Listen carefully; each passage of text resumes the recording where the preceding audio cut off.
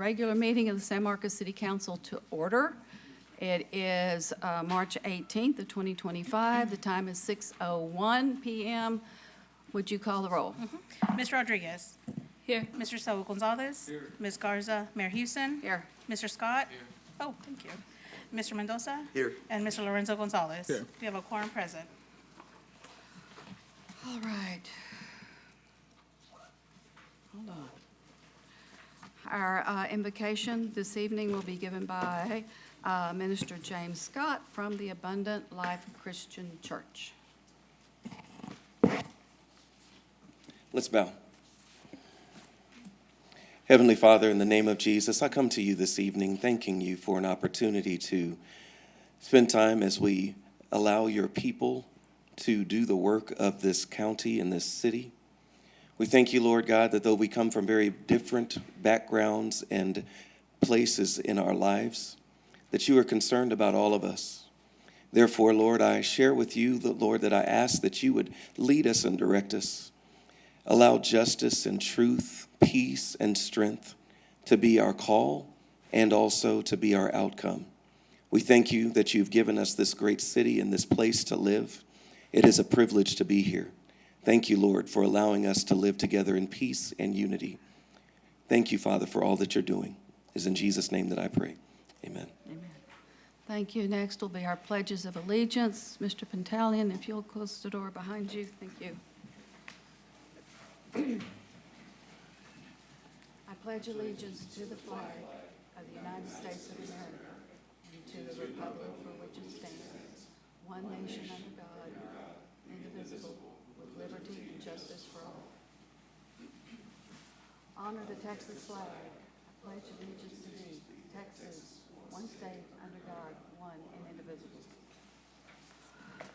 All right. We now have our citizen comment time period.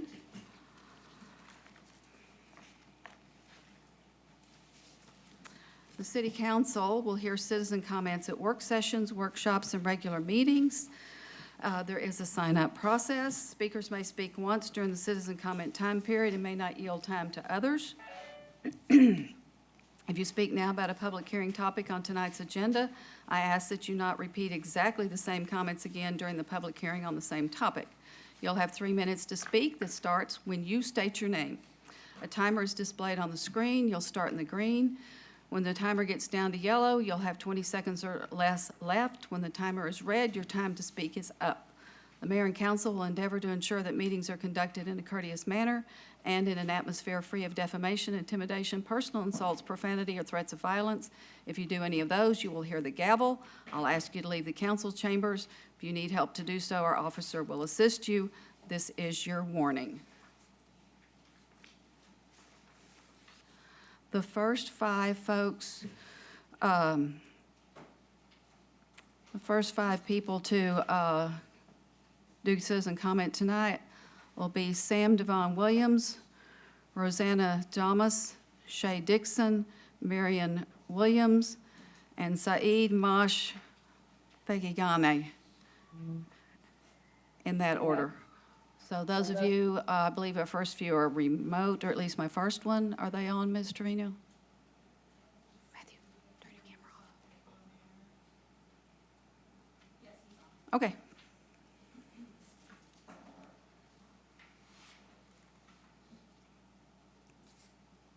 Sam Devon Williams. I'm here. Your 3 minutes will start.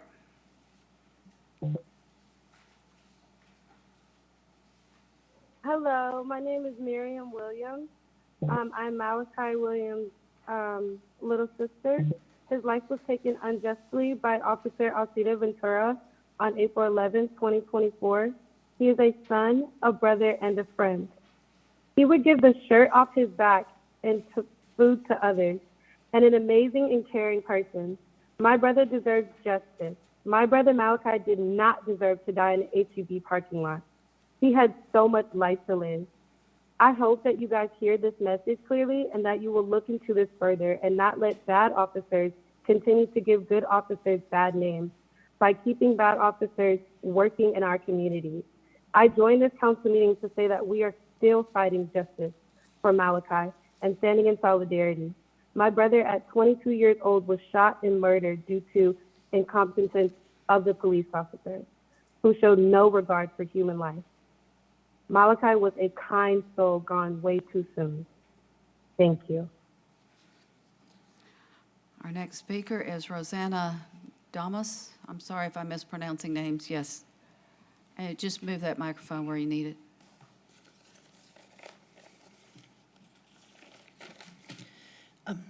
Good afternoon. My name is Rosanna Daumas, also known as Willow. Thank you for this brief time to meet with you, honorable members of the San Marcos City Council. I believe you recently received a letter introducing you to the plant-based treaty. I hope that you will take some time to research the link included in the letter. As climate change continues to impact our environment, it is important to explore every opportunity to reduce greenhouse gas emissions and promote climate-friendly initiatives in San Marcos. I moved here over 6 years ago, and 3 years ago, I transitioned to a vegan diet. Not knowing what all to expect, in just a few weeks, I lost 30 pounds, got more energy, healed from a chronic minor ailment, and I became a happier person. Because unconsciously, I was carrying a personal guilt for participating in the everyday, unnecessary suffering of millions of animals. This diet change has been the best decision I ever made. Endorsing the plant-based treaty would be good for businesses here in San Marcos as well. Veganism is growing, and we see that plant-based food industries have significantly increased sales in the past few years. Residents and visitors alike will know San Marcos cares about the environment and the public health. In time, consumers will feel welcomed in coffee houses instead of feeling penalized for having to pay surcharges on non-dairy coffee creamers. And restaurants will be more aware of the importance of offering healthier food options. Personally, I sometimes declined invitations from friends to meet at lunch due to the lack of options of healthy food. Or actually, I eat at home before meeting them. Animal agriculture is the leading cause of climate change, not second to fossil fuel, as we are made to believe. And soon I would like to be able to send you 3 recent reports on the effects of animal industry on global warming. Reports that now have the backing of the United Nations Intergovernmental Panel on Climate Change. As our city continues to grow and visitors come to enjoy its natural beauty and outdoor recreational activities, my hope is that San Marcos will join a growing list of forward-thinking cities taking steps to reduce emissions, protect our natural resources, and promote public health. Thank you. Our next speaker is Shay Dixon, who's joining us online.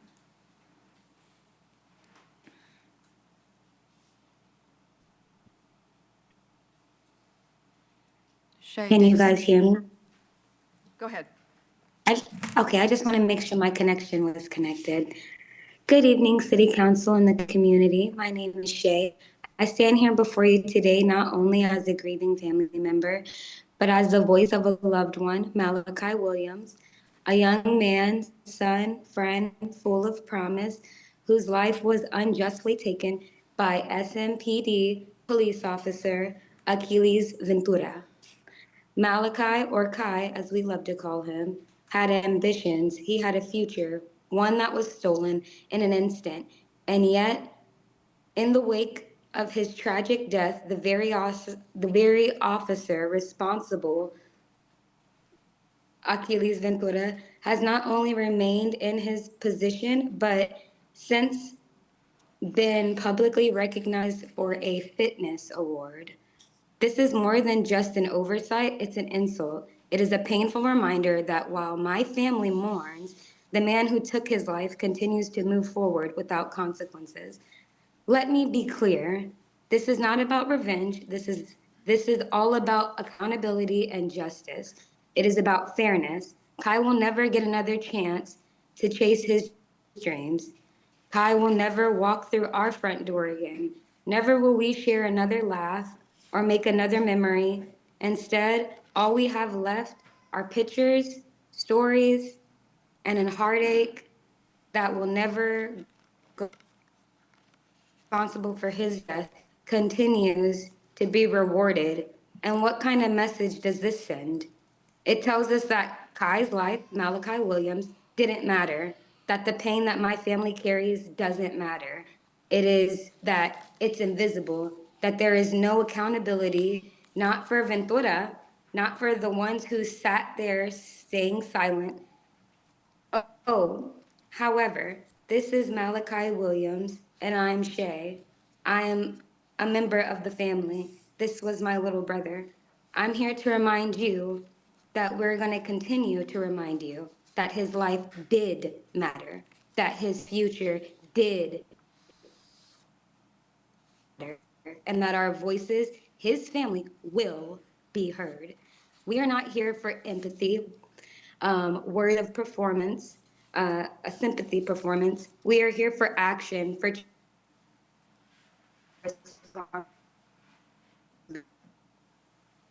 stand for what is right, to ensure that justice, but a reality for families like mine, because no other family should be here standing where me and my family members are today, pleading for basic human decency. You must do better because my brother Malachi Williams deserves better, and we deserve justice now, today. Our next speaker is Marion Williams, but the next five after Saheed are Wayne Miller, Billy Ray Callahan, Sam Benavides, Alex Cadell, and Ben Cavanley. Next is Marion Williams, who joins us online.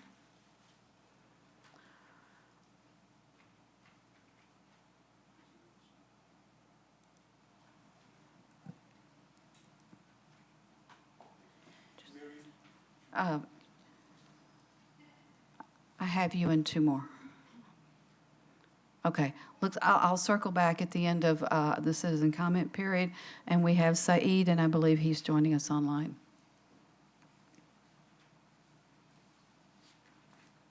Hello, do you hear me? We can hear you, sir. Perfect. Okay, hello, the city council members and the mayor. As you know, the genocide in Gaza took the life of more than 48,000 Palestinians over the last 17 months.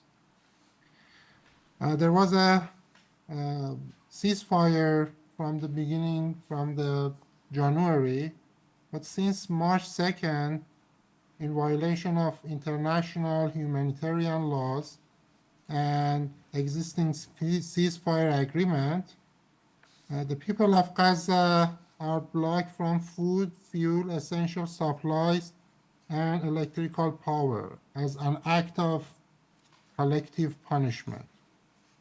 And from yesterday, the war criminal, the Prime Minister of Israel, Benjamin Netanyahu, has resumed the bombardment of Gaza, which killed more than 400 people in less than 12 hours, including women and children during the holy month of Ramadan. These people, they had dreams, they were thinking about their future, and these people are not just numbers.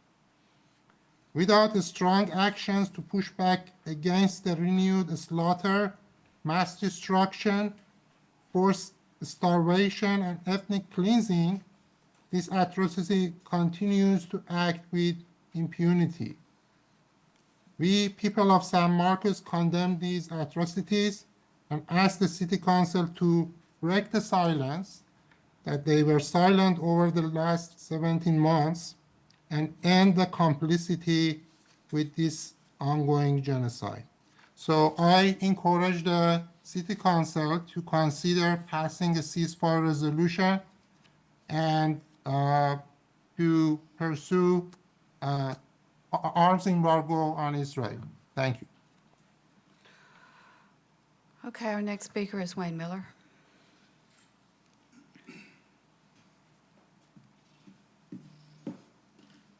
Good evening. I'm Wayne Miller. I come to you in agreement with our Lord and Savior, Jesus Christ. I want to speak to you today about what is just, what is right, and what should be. It's been almost a year since my grandson was murdered. I saw some of the videos. He indeed was murdered. Be not deceived. You're not fooling me. You're not fooling God. Nobody is being fooled by covering this up. I'm asking the council to check out the videos, to have the city manager call in Chief Standridge and investigate, ask the hard questions that were not asked during the grand jury. Found out from him why it was necessary to call in cleats. When you're calling in cleats, you're calling in for somebody to clean something up. We know that. The purpose of cleats is to make the policeman look best. I have nothing wrong with policemen looking great, but they have to act great. They have to be great. They have to have integrity.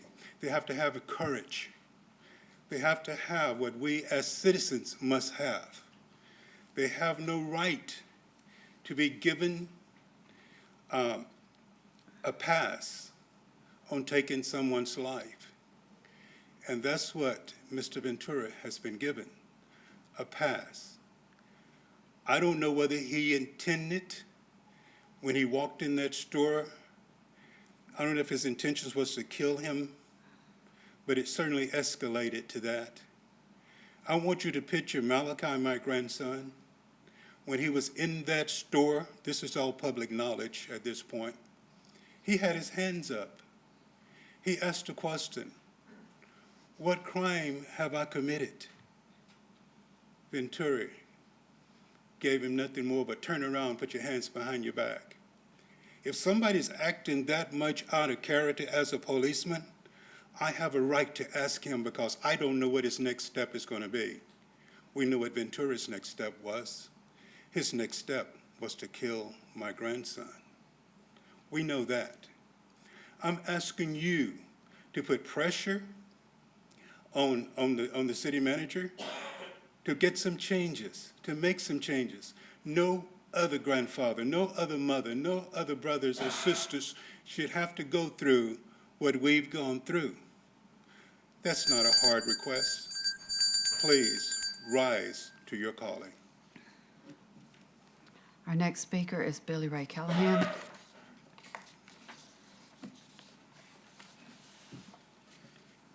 Hello, council members. My name is Billy Ray Callahan, and this letter is addressed to the City Council. I, Billy Ray Callahan, am requesting a workshop with the City Council to discuss the related issues. Number one, neighborhood zoning issues, and number two, the Historical Preservation Commission. Now, the Olmsted Apartments on Valley Street in San Marcos has the potential to become a historical landmark due to its connection to World War II, when Gary was the Gary Air Force Base back during that era. The family of Mr. and Mrs. Davis Zing bought the property and did not bother to check the history of that site. Now, my concerns are twofold. Number one, what is the definition of single-family six? Single-family six means that a family has the right to raise their children in safety. Now, multifamily 24, that is in relations to having apartments that are 3 stories high. In other words, student housing. Students and young ones do not mix, and sometimes it causes a tragedy. One of those tragedies I had experienced with the Live Oaks Apartments when a young white woman was gunned down by her boyfriend when he caught her making love in the neighborhood. He grabbed her by the hair, threw her into the apartments, and shot her to death. Then he went to Houston, found her family, killed all of them, and then turned the gun on himself and shot himself dead.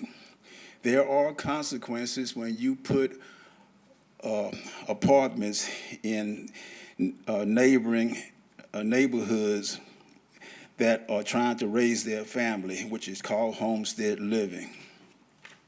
I request that you assemble a workshop on April the 1st, and the parties that should be there should be Mr. and Mrs.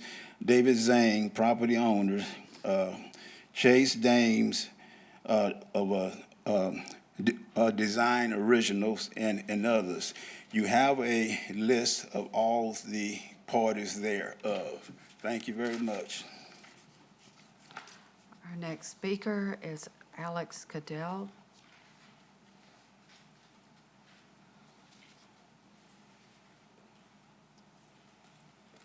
Hello, my name is Alex. I've lived here my whole life.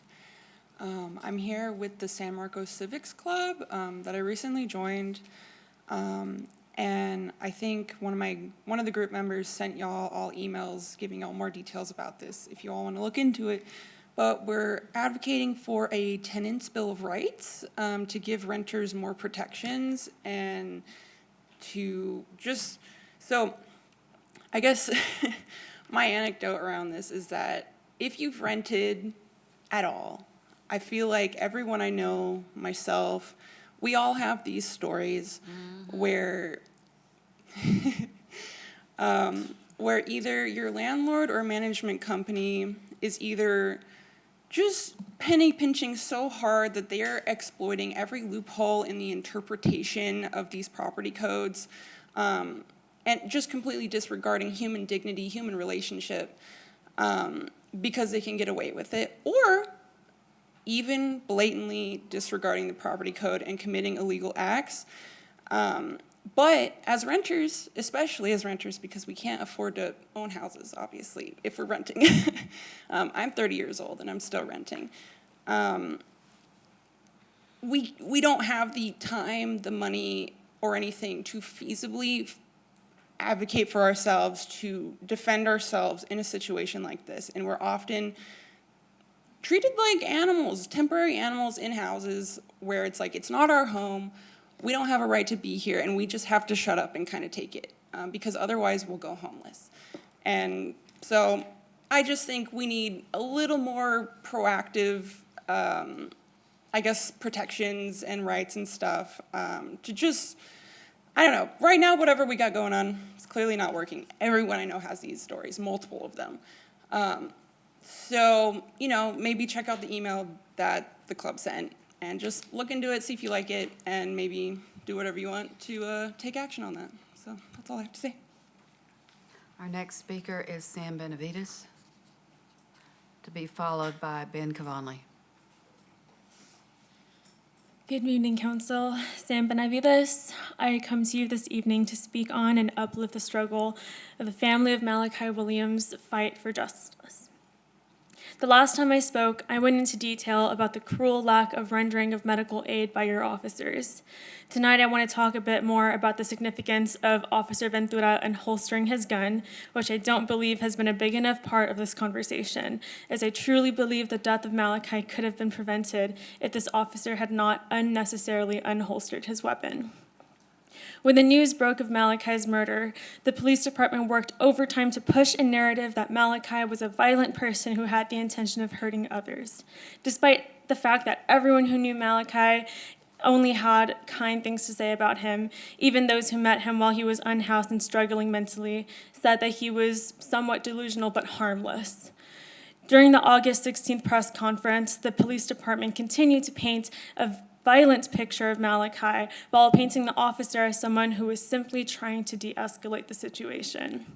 To quote from this press conference, it was said that the officer asked himself why wasn't Malachi getting rid of the knives, and that gathering distance was an effort of the officer to de-escalate. But at no point did the police department think it was relevant to acknowledge or weigh in the fact that Malachi had just had a gun pulled on him.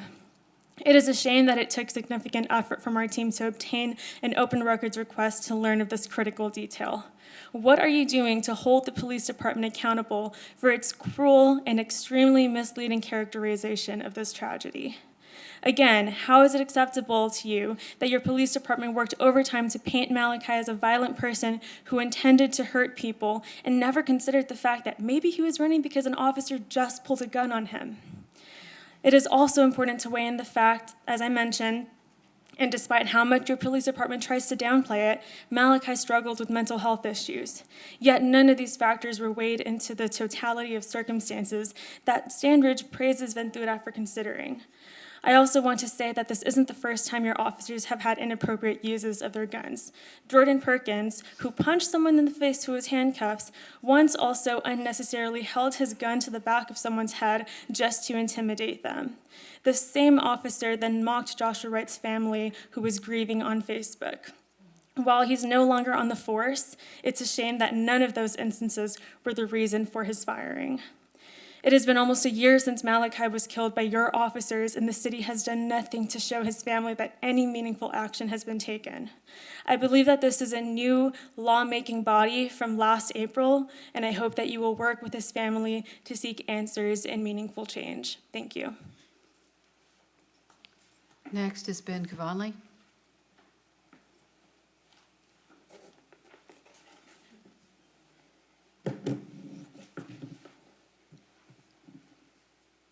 All right, good evening. My name is Ben Quonley, and I've lived here since college. I have been, basically in love with the San Marcos River my whole life, and have spent a lot of time helping to, bring that love to others. We've done programs for, close to 100,000 people, a lot of them disabled, a lot of them with other challenges, and the healing waters of the San Marcos River have been the medium that has helped all of them. So I'm here to talk about how we can preserve it and to thank you guys so much for moving forward in preserving the river. I just want to show you guys this one picture really quick to kind of give you an idea of what we're preserving. I think anybody in any community, especially in Texas, would really appreciate this place. And this is what we could have lost. This could have been dried out. And just kind of another quick view of what that leads to. This is a historic site of the biggest cotton gin in Hays County. And, there's just a lot of story to be told here that we need to, continue to preserve. Me personally, I proposed to my wife down by that waterfall. And, so for me, it's just, very, very tied to everything that's important to me.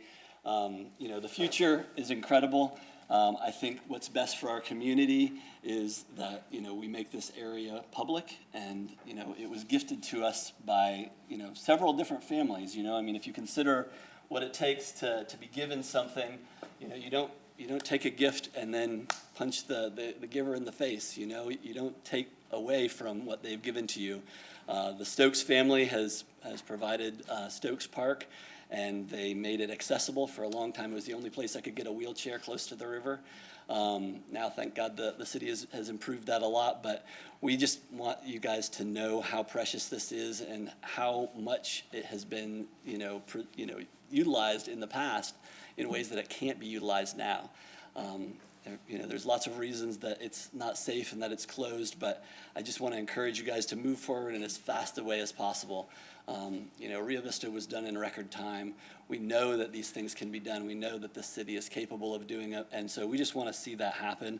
And so whatever you guys think is best, we'd encourage you to just kind of get it done, preserve this place for our citizens, and for the river itself. That body of water is just incredible. The idea of losing it to me would just be tragic. So let's get it preserved before we have another flood and might lose more of it. Thank you so much. Our next speaker is Scott Cove, who joins us online.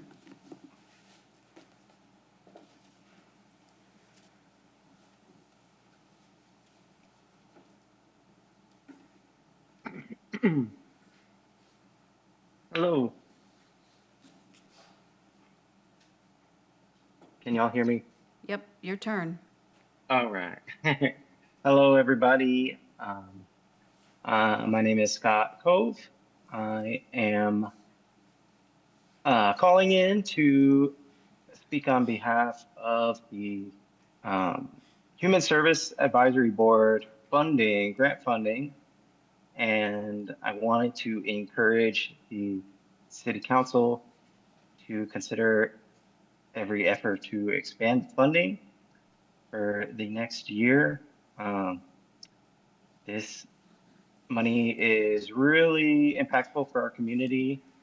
It goes to, this year it's going to more than 20 different agencies and nonprofits that benefit our community at the human level, providing food services through a nonprofit like the Food Bank, emergency assistance to community members that are in distress, like the Women's Shelter.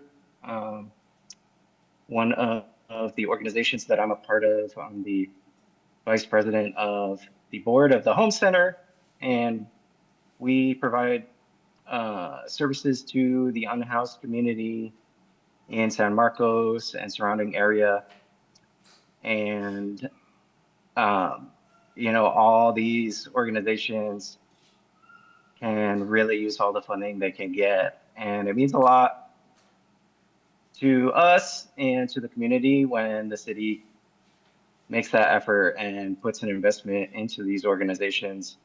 And it's kind of a community building exercise, and I would just like to encourage the council to strongly consider expanding that funding for the next year. I think that is just like, it's an endorsement to these organizations that you actually want their assistance, you appreciate it, you see us, and expanding it would mean a lot.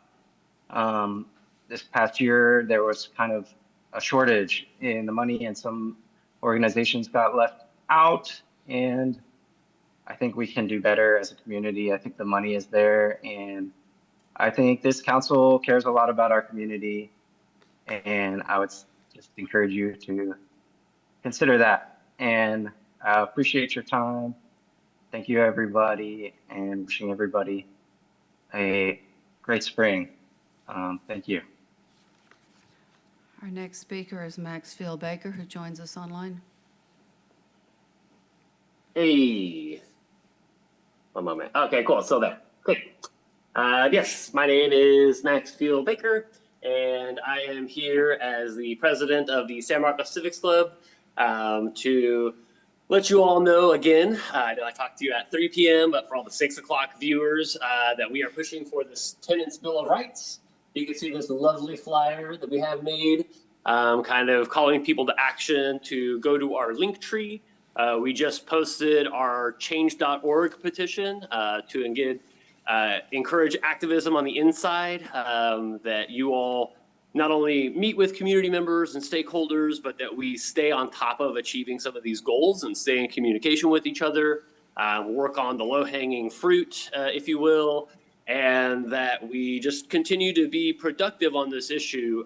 We know that the momentum that we gained by having council adopt this as part of their strategic initiatives is huge, and we want to continue to build on that momentum. So for community members that are renters, homeowners, experts in this area, stakeholders, whether you're a property manager or a developer, we actually want to talk to you. We want to have these conversations, and we hope that the city also facilitates these.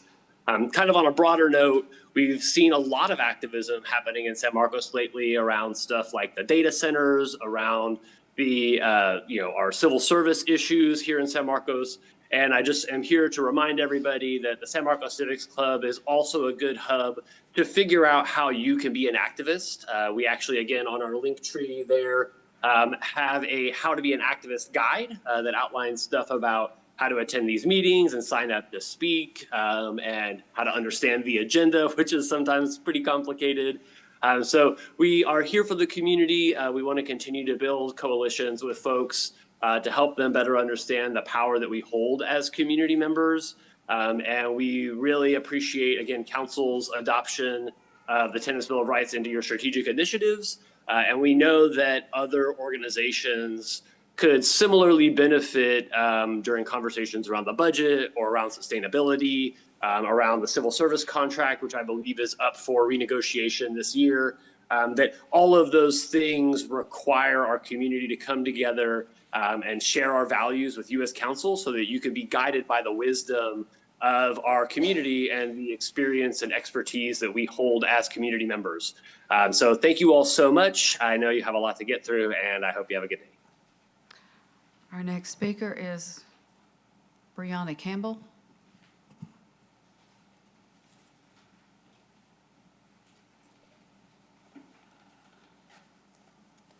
Where's the counter time? Right here? It's right up here. Okay. My name is Brianna Campbell. I live at 710 River Road, and I have lived on River Road my entire life, other than being born in the hospital in San Marcos. I have lived across the street from the Capes Dam and the mill race. I have witnessed decades of the ebb and flow of that river, of this river, from here all the way to Gulf of Mexico. And I am a huge advocate of preserving the mill race and restoring the Capes Dam. That dam is older than Rio Vista Dam. It's older than the Aquarina Springs Lake Dam. And I think that moving forward to preserve the dam is in fact the right move. I think removing it would be a catastrophe for the wildlife there. And if spending $300,000 or whatever it is you've allotted to do a study on this to move forward in a positive way is the right move, then I support that. I think those funds could be spent actually preserving the dam. I do think that there is an interesting economic difference in the east side and the west side of I-35 and the way the city and the Parks Department has treated the river. It is very obvious that millions of dollars will be spent at Rio Vista without batting an eye, without doing a study. However, on the east side of I-35, we've got fallen trees that are a hazard for tubers, which tubers and kayakers do actually float on the east side of I-35. And I think that putting more attention to the east side, to the Capes Dam, to the mill race is going to be incredibly beneficial to our community. We're doing this big neighborhood progression thing that you'll have these boards out here. A lot of people are going to the Stokes Park and to the Capes Dam. And right now it's dangerous because we've neglected it. It's not something to be removed, but taken care of. I think about 15, 20 years ago, we spent millions of dollars preserving the waterfall that he showed a picture of. There's no water running through it because it's being drained through the dam because the dam needs to be repaired.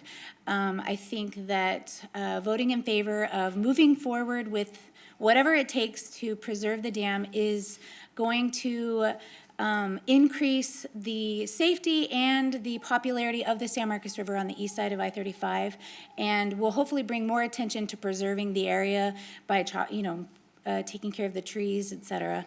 But there are a lot of people in favor of this that weren't able to sign up tonight, but I just want to represent myself and a lot of the other people that would love to see movement in this direction of preserving the mill race and saving the east side of I-35 River for our community. Thank you very much.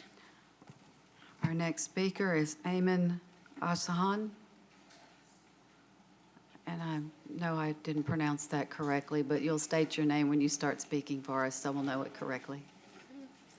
Hello all, I hope you've had a good Tuesday. My name's Eamon. I'm here to talk to y'all about 3 big issues that are impacting our community right now, and I hope that you as a city council can help us tackle these issues. The first one is the murder of Malachi Williams. I feel like it's over time, it's about time that we give them the satisfaction that they deserve.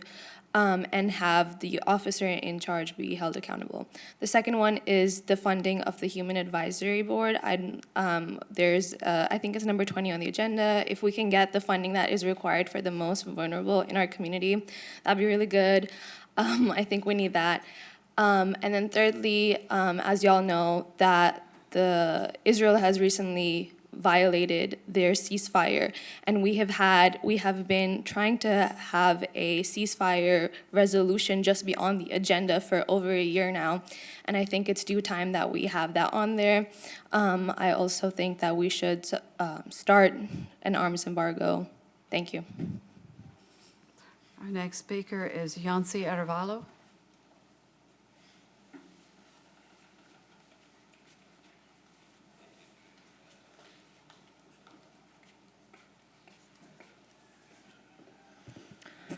Hello, my name is Yancy Arevalo, and I am speaking for myself only. I would like to firstly thank Council for taking the Human Services Advisory Board's recommendation to increase funding up to $750,000 for the next fiscal year. So, I am in support of the maximum amount that would greatly help our community, for the board to help fund more organizations. The board keeps getting more organizations applying every year, but the amount has stayed around the same. And so, of course, more money would help fund these organizations that cover many different services, including housing, for children, for food.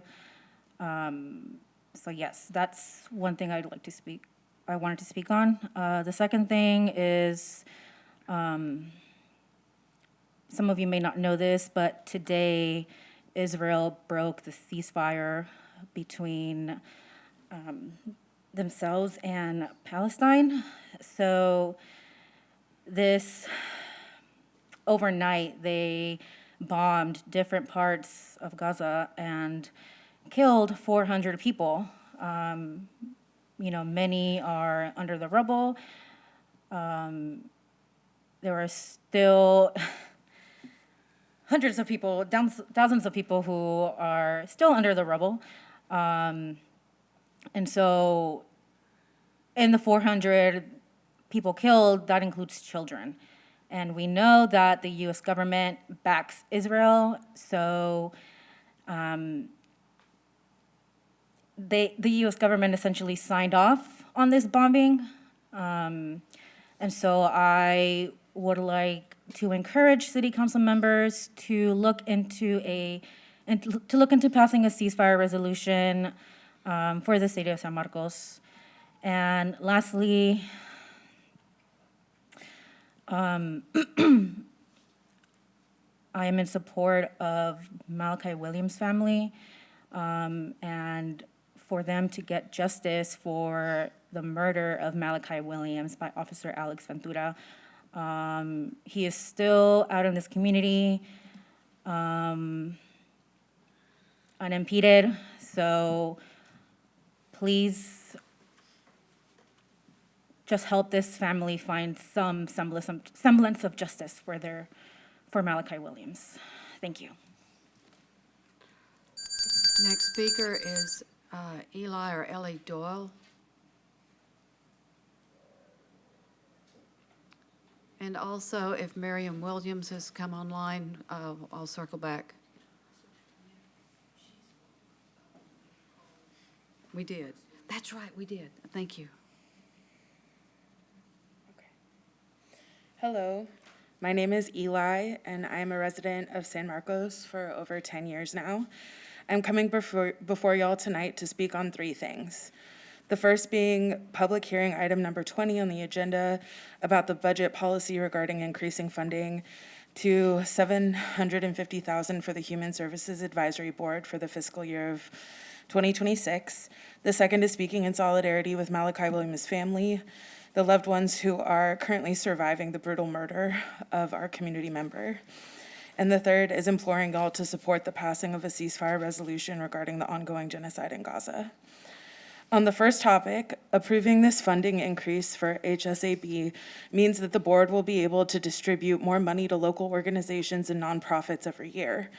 As city council members, y'all are intimately aware that local organizations, when supported fully, have far deeper impact and far greater sustainability in affecting the lives of San Marcos citizens for the better.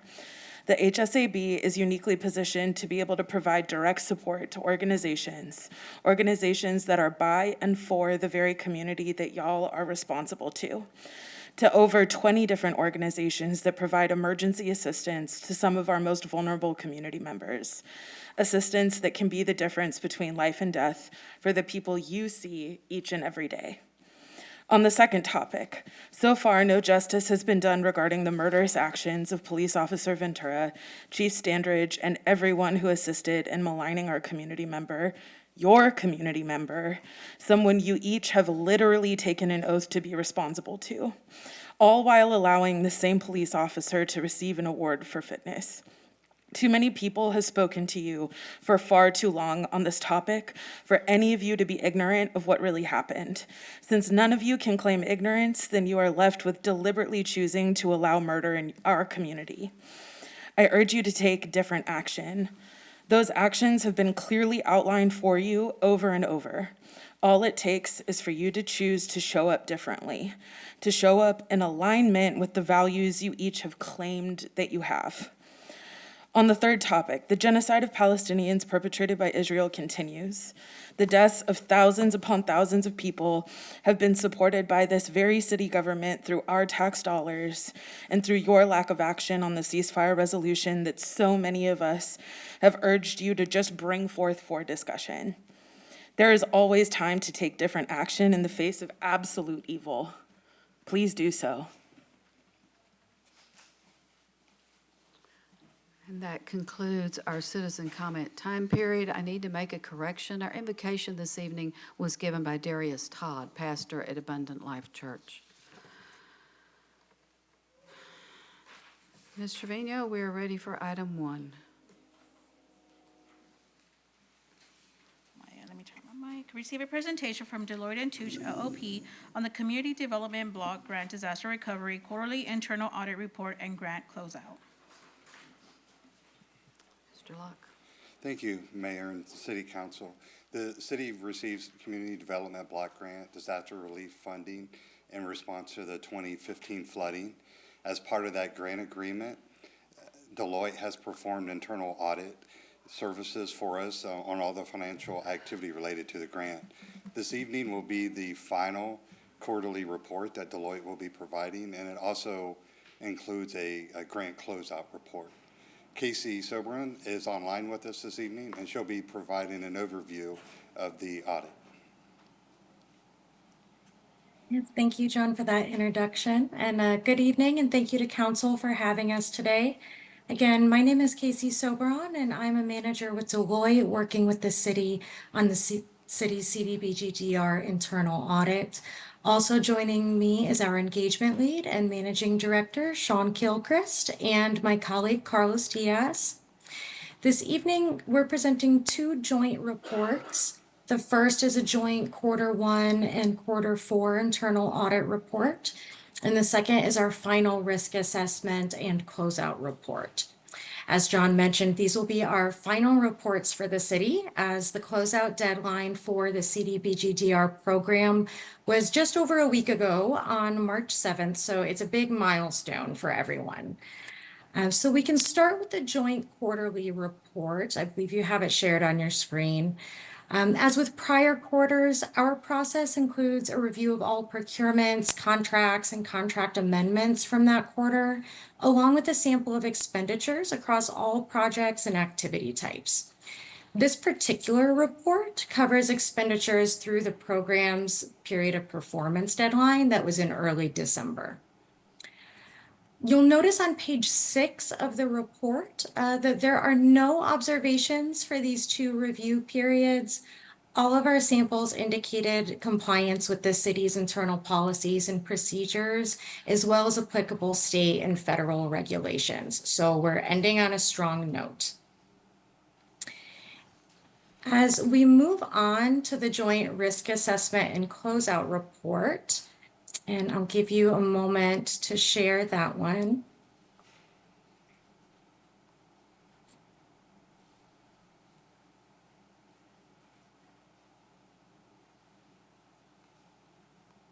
I don't know. We are sharing that report on the screen.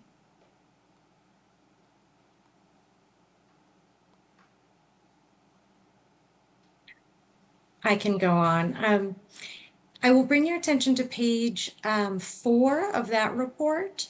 You'll see 2 charts there with the current risk ratings for each of the review areas. And these charts demonstrate improvement in each of these areas as time went on. In the first risk assessment performed in 2017, there were 5 areas that were to be considered of moderate risk to the city, relating to procurement, drawing down of funds, audit readiness, monitoring protocols, and closeout refinement. You can see today, I see we've got it up now. You can see today that all of these areas are now considered low risk with the exception of the HUD closeout coordination. That's just because at the time of this report, those activities hadn't been started yet. But they have begun as the city has taken the required actions to begin the formal closeout process with HUD as of that March 7th deadline. And I should also note that when we say low risk in this report, we're saying low risk as it relates to the controls that are in place to mitigate risk in those identified areas. So obviously nothing is completely without risk, but the proper controls are in place to mitigate that risk for the program.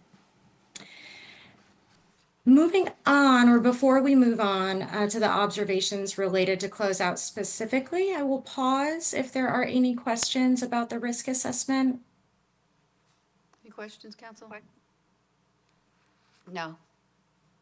Okay, thank you.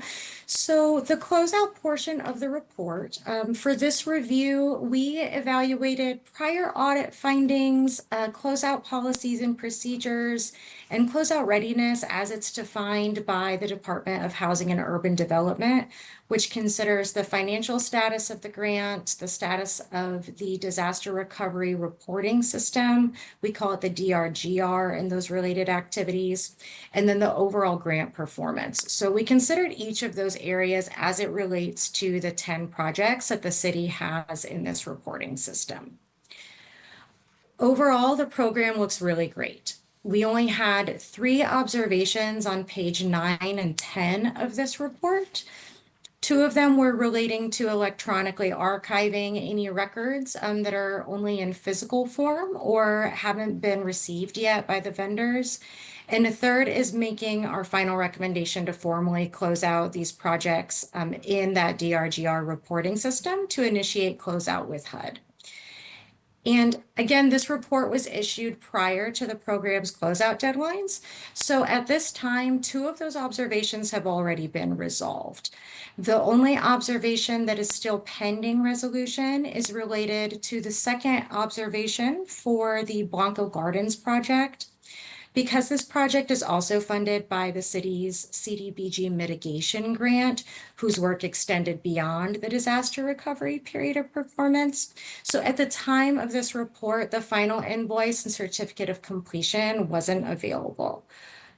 I believe there may be a member of the city's engineering team here tonight that can speak a little more to where that project sits today, or perhaps John is doing that. I'll pause to see if there's a representative for it.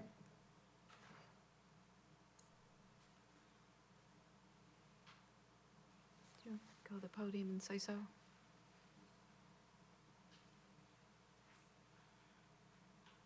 I'm sorry, I'm not sure what she's just asked us. Oh, I'm sorry. I believe that there was going to be a member of the city's engineering team to speak more to that project as to where it sits today. I don't know if John is doing that or if another member from the engineering team is going to speak to that a little bit.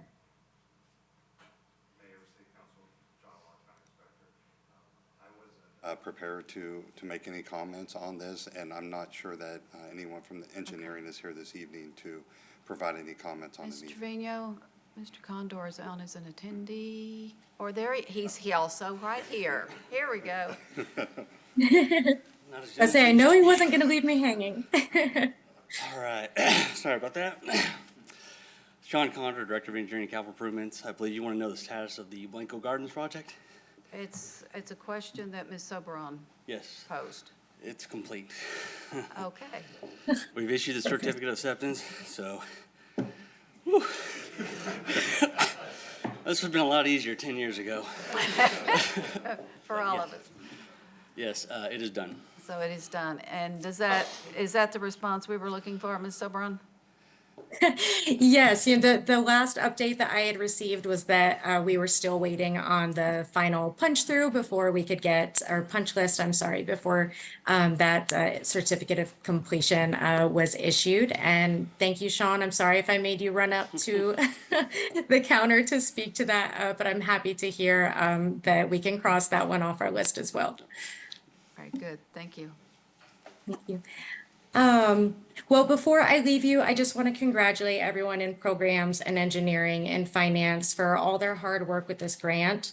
This disaster occurred 10 years ago, and I know that much of this work was inherited by the people that saw it through to completion. And so while there were some growing pains at first, that didn't stop them from creating a really wonderful legacy for the city and something that I hope that they all feel a personal sense of accomplishment for and pride. And so I thank them all for their hard work. Thank you, Council, for having us. It's hard to believe that 7 years of work is finally coming to an end, but maybe myself and Deloitte will have a chance to work with the city in the future. Mr. Lago, would you close us out on this one, please? Is there anything else we need? No, there isn't, Mayor. That concludes the presentation. Okay, thank you. And so, Council, are there any questions? And the document was pretty clear, so we're good with this. Thank you so much. And we appreciate it. And we will move on to item 2. Receive the annual audit report and highlights from the city's audit firm, ABI PPC, on the City of San Marcos's annual comprehensive financial report for the fiscal year ended September 30, 2024. Mr. Locke. Thank you again, Mayor and City Council. John Locke, Finance Director. This city charter and state law requires an annual audit of the financial activity and accounts of the city. ABIP conducted the audit of fiscal year 2024, and Jeremy Barbado is here this evening to provide some highlights of the fiscal year 2024 audit.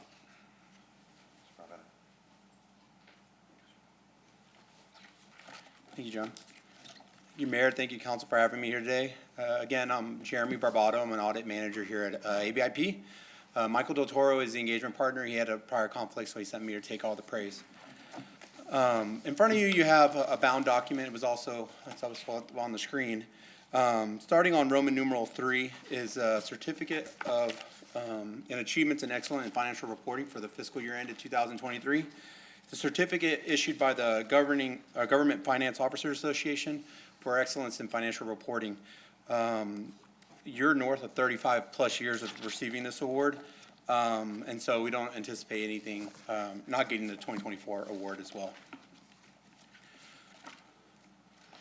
Turning on to page 1, just a couple of PDF pages down on the screen there, is our independent auditor's report. It basically states what we were engaged to do, and that's audit the accompanying financial statements for the governmental activities, the business type activities, each major fund, and the aggregate remaining fund information for the city of San Marcos for the fiscal year ended September 30th, 2024. We did perform our audit in accordance with our standards, generally accepted auditing standards and government auditing standards. And we find the financial statements you have in front of you are have no modifying statements. We call it an unmodified clean opinion in our trade. Basically state it's the highest opinion you can get from an independent accounting firm. We have no modifications to the financial statements themselves. Real quick, I'll go over a brief highlight of the general fund. Fund balance was at 43.8 million at the end of the fiscal year. That's an increase of about 682,000. A significant portion of the general fund's operations comes from property taxes. Roughly 80% comes from or taxes, I should say, 80% property tax, sales tax, and franchise taxes received by the city. That was total unrestricted, total fund balance was 43.8 million. Of that, 17.8 million is unassigned, which means it's at the city's discretion to use for future expenditures. That's roughly 2.5 months of operating reserves. In addition to that 2.5 months, we have some assigned fund balance for emergency contingencies, and that's equal to 3 months. So you're actually north of 5.5 months of operating reserves. GFOA recommends anywhere from 3 to 6, so you're right in that sweet spot of a healthy fund balance for the general fund.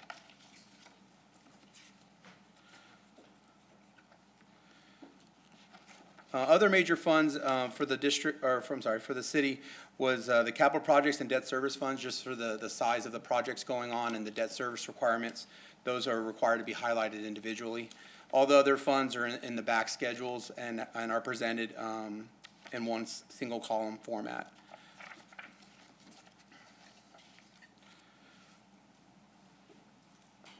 On page 18 is your statement of net position for the proprietary funds. Again, our main operating funds for the proprietary funds are our business type activities. There's the electric, the wastewater, and storm drainage. All of those had healthy increases in fund balance as well and working capital. Total net position for the electric fund was 113 million. Total net position for the water and wastewater was 204 million. And the storm drainage had 36.7 million in operating, in total net position. The rest of the financial statements is footnotes and gives a little more explanatory documentation on the financial information themselves. Was going to cover any of those unless City Council had any questions on anything in the bound document. Any questions? We're good, thank you. Finally, there's one more little piece of, so y'all do receive significant federal awards, which triggers a uniform guidance single audit. We did audit 2 major programs this year. We audited the WIC funds and the ARP, the American Rescue Plan funds. We performed our audit in accordance with the uniform guidance issued by the OMB. And we have no compliance findings or question costs related to those programs. It was a clean audit for the major programs as well. Council, any questions on that? We're good. Okay, lastly, I'd like to thank Finance for their help with this audit this year. You know, we come in and we're probably in for about 6 to 8 weeks of working with the finance team, but it takes a whole year to put this thing together and to manage the budget and y'all to govern the city and the finances. So y'all got a good team here to help pull this thing together. This is no short feat of financial reporting, so thanks to the staff for their help. Thank you, and thanks also to Mr. Locke, your staff, whoever outside of your department assists with all of this. So thank you. It's always good to get the clean report without any issues, and that's a wonderful thing. Headlines for the newspaper, whatever. Just asking. Council, if there are no further questions, we will move on to item 3. Thank you so much, sir.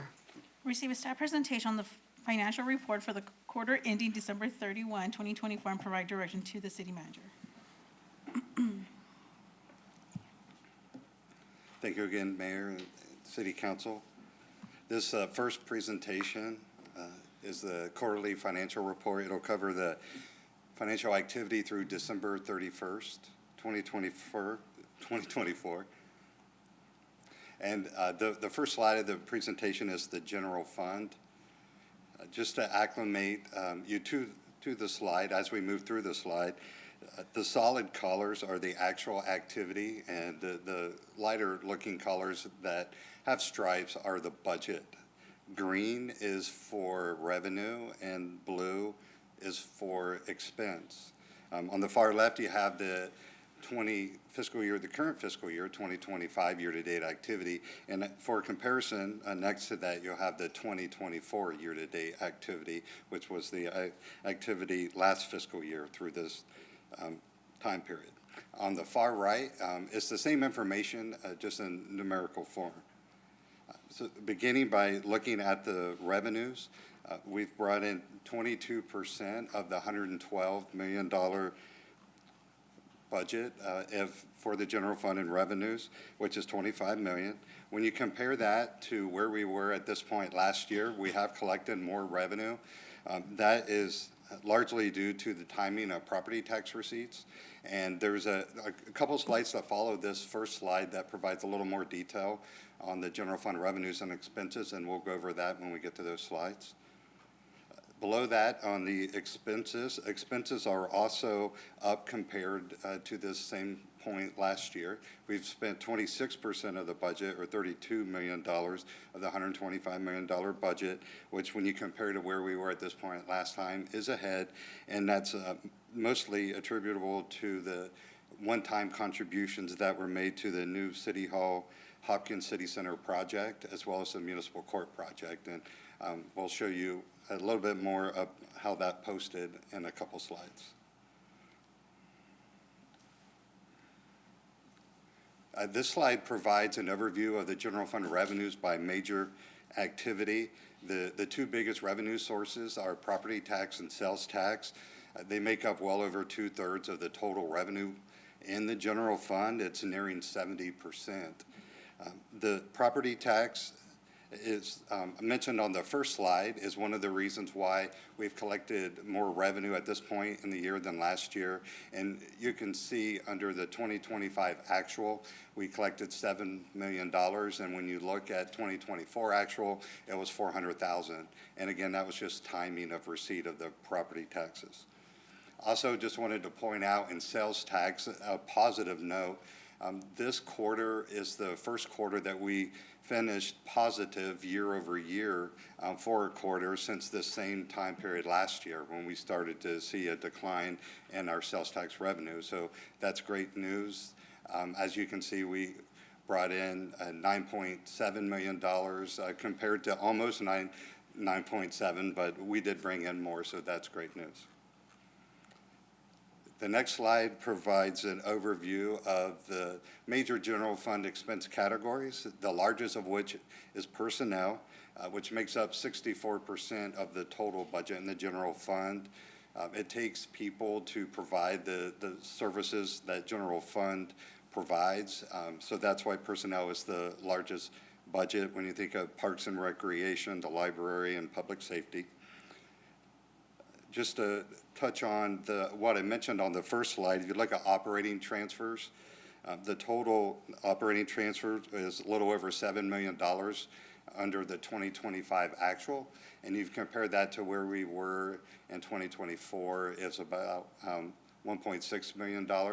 Again, that was the explanation why the general fund has spent more money at this point than what it did at this point last fiscal year. The next slide will begin going through the enterprise funds, beginning with the electric utility. In total, we collected 22% of revenues in the electric utility, which is $17.8 million of the $81 million budget. Should have mentioned on the first slide that the target at this point in the year would be about 25% if we were going to receive all the revenues and spend the expense budget equally across the year. In the electric fund, it isn't a cause of concern to be below 25% in the first quarter. A lot of the revenues come during the summer months when people tend to run their air conditioners more often. So that's not a cause for concern. On the expense side, we spent about 20% of the budget, which is about where we were at this point last year. In our water wastewater fund, we have collected 24% of revenues $16 million of the $69 million budget. And when you compare that to where we were at this point last year, it's pretty much on target to where we were, around 24%. On the expense side, we have spent a little more than what we did at this point last year. As you can see, we spent $8.8 million compared to $6.2, and that is due to a timing of the Alliance Regional Water Authority debt payment, the city's portion of that debt payment. In fiscal year '24, that payment posted in January, and it posted in December in this current fiscal year. So that was the reason for the difference. Moving on to stormwater, the total revenue budget in stormwater is $10 million, and we've collected 24% of that, which when you look at where we were last year, that's pretty much the same point that we were at this point last year. And same on the expense side. We've spent about 9.5% of the budget, and that's similar to where we were at this point last year. In the Resource Recovery Fund, revenues are on target. We've collected about 25% of the total revenues, or $2 million of the $8 million budget. On the expense side, we have spent a higher amount than what we did last year. You see $1.4 million, or 18% compared to a little over $300,000 last year. The reason for this, the largest expense is the contract for the refuse collector. The total estimated expense is $5 million. And the timing of the first quarter payment, similar to the ARWA, fell in January of last year, and it hit within December this year, and that total payment was $950,000.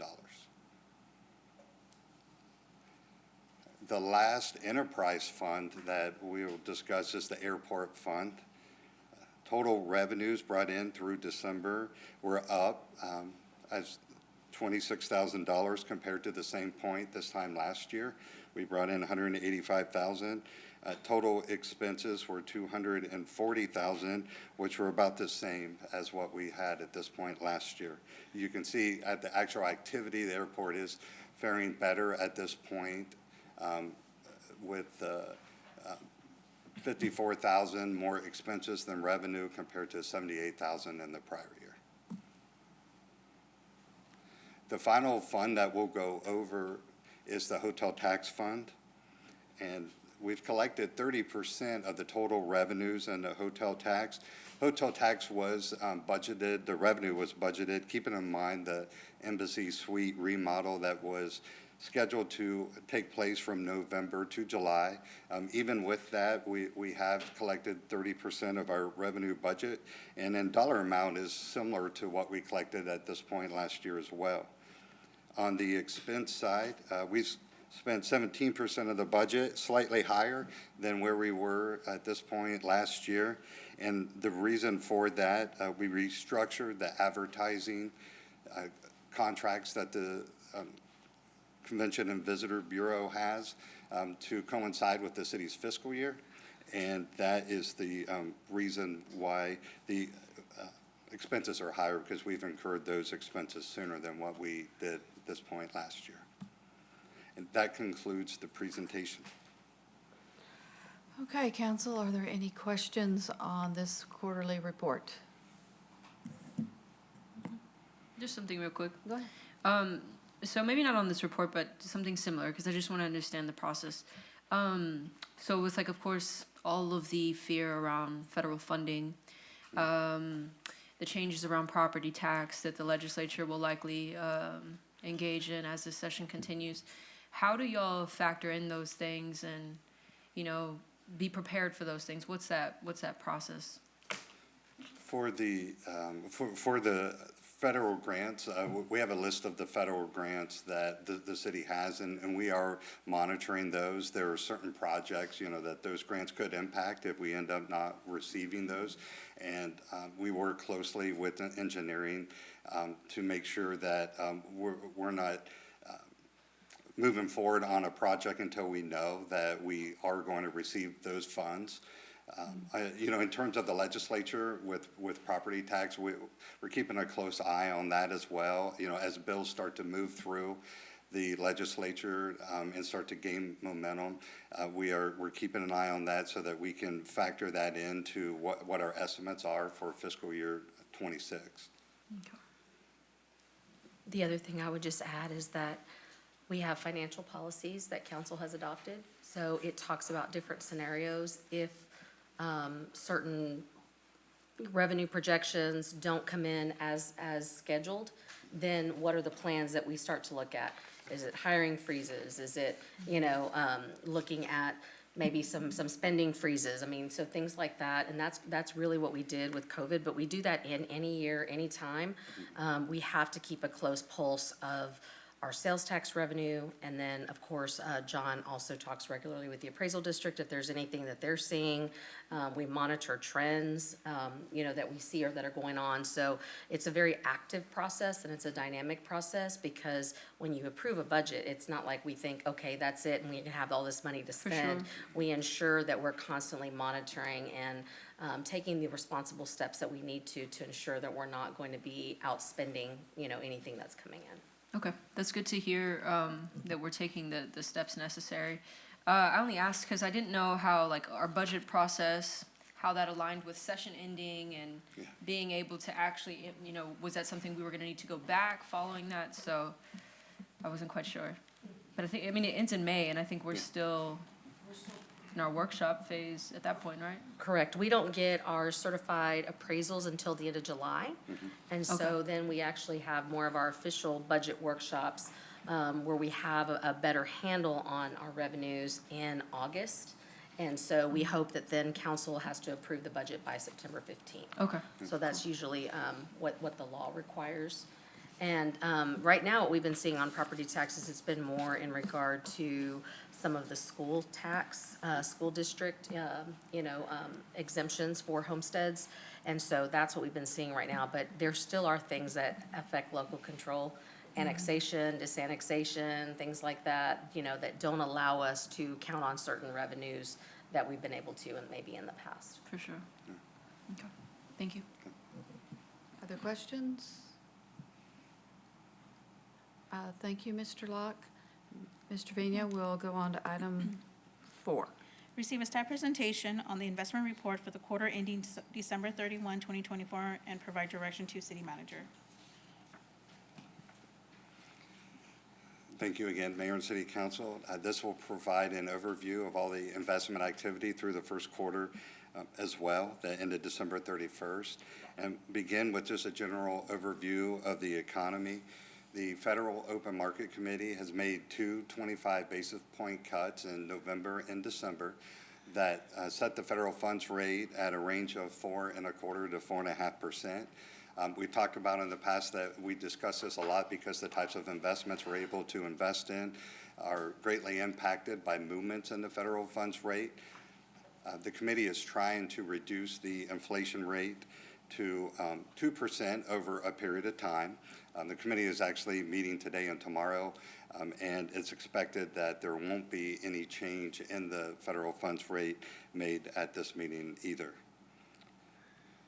Looking at inflation as of December 2024, the Consumer Price Index had inflation at 2.9%. And when you compare that to where we were the quarter before in September, it was 2.4, so it actually crept up a little bit. More recently, in February, it was 2.8%, so it is down.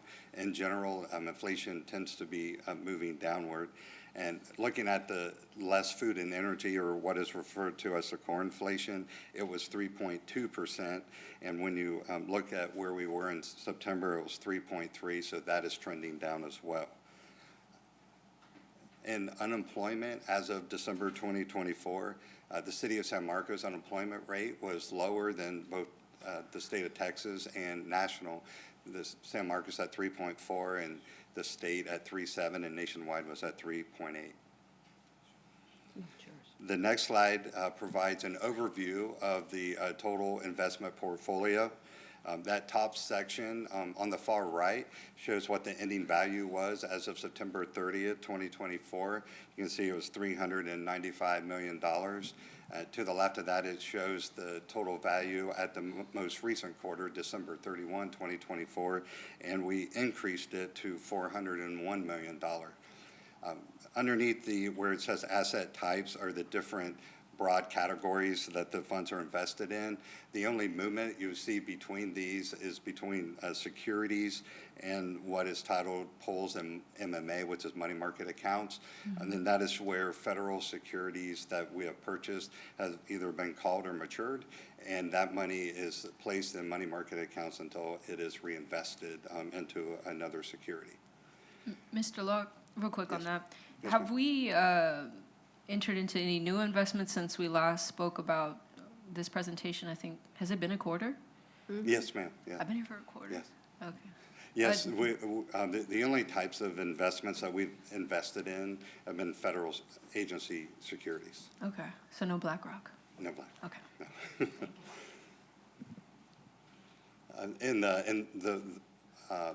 The next slide provides that same, it breaks that same information down a little bit more. This shows the investment value by fund type.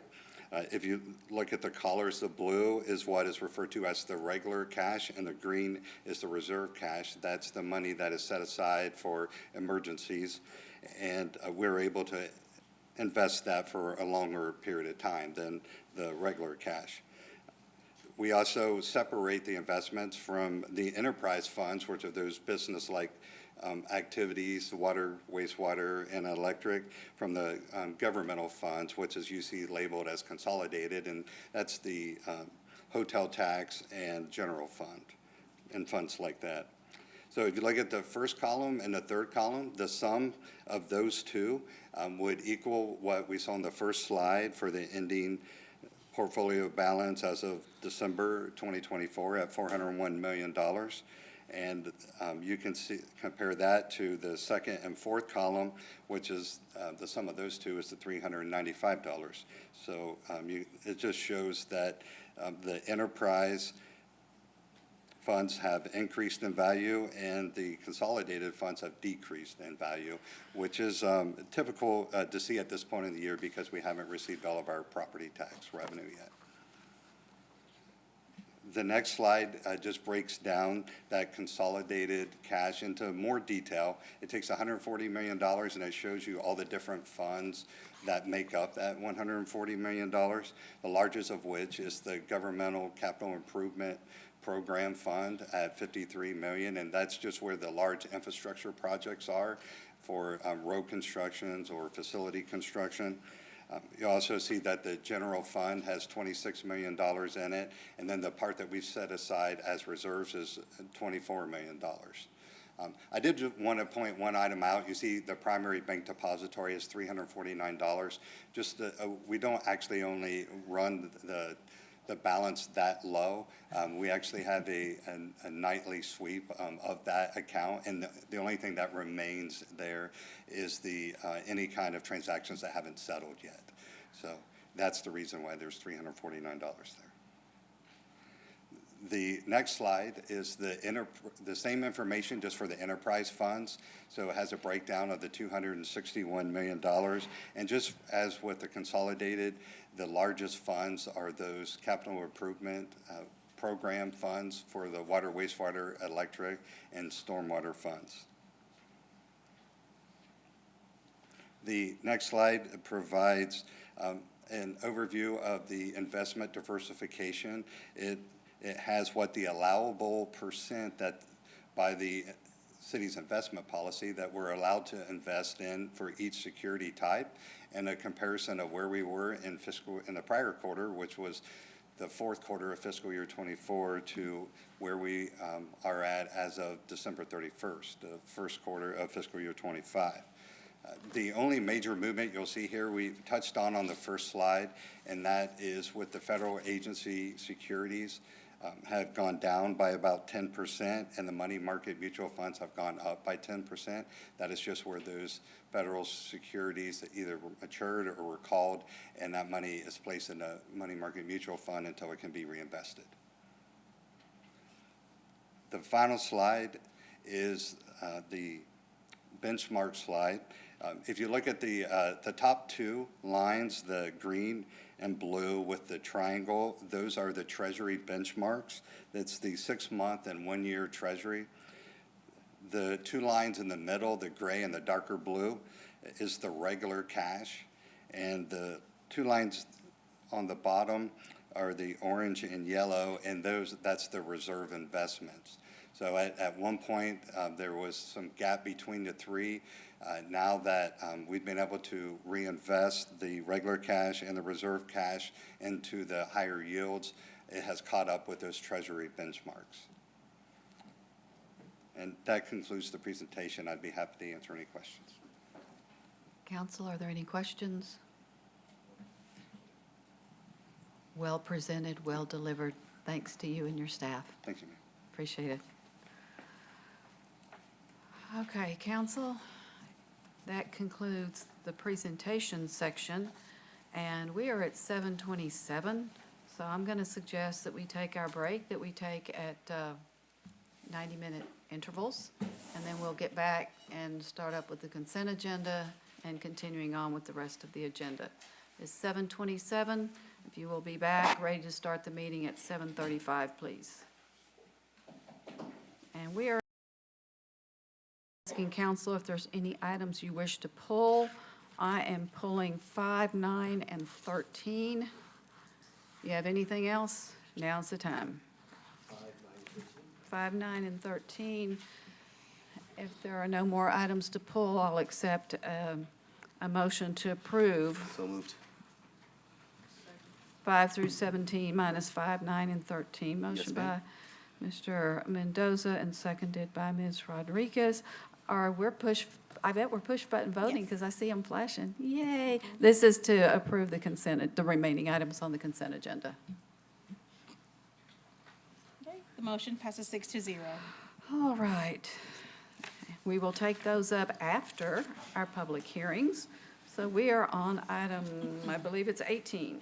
Receive a staff presentation, hold a public hearing to receive comments for or against ordinance 2025-10, amending the official zoning map of the city in case number ZZ-25-04 by rezoning approximately 14.79 acres of land generally located on the southeastern side of FM 110, approximately 4,600 feet south of the intersection between Yarrenton Road and FM 110 in Hays County, Texas, from light industrial district to manufactured home district, or subject to consent of the owner, another less intense zoning district classification, including procedural provisions, and provide an effective date, and consider approval of ordinance 2025-10 on the first of two readings.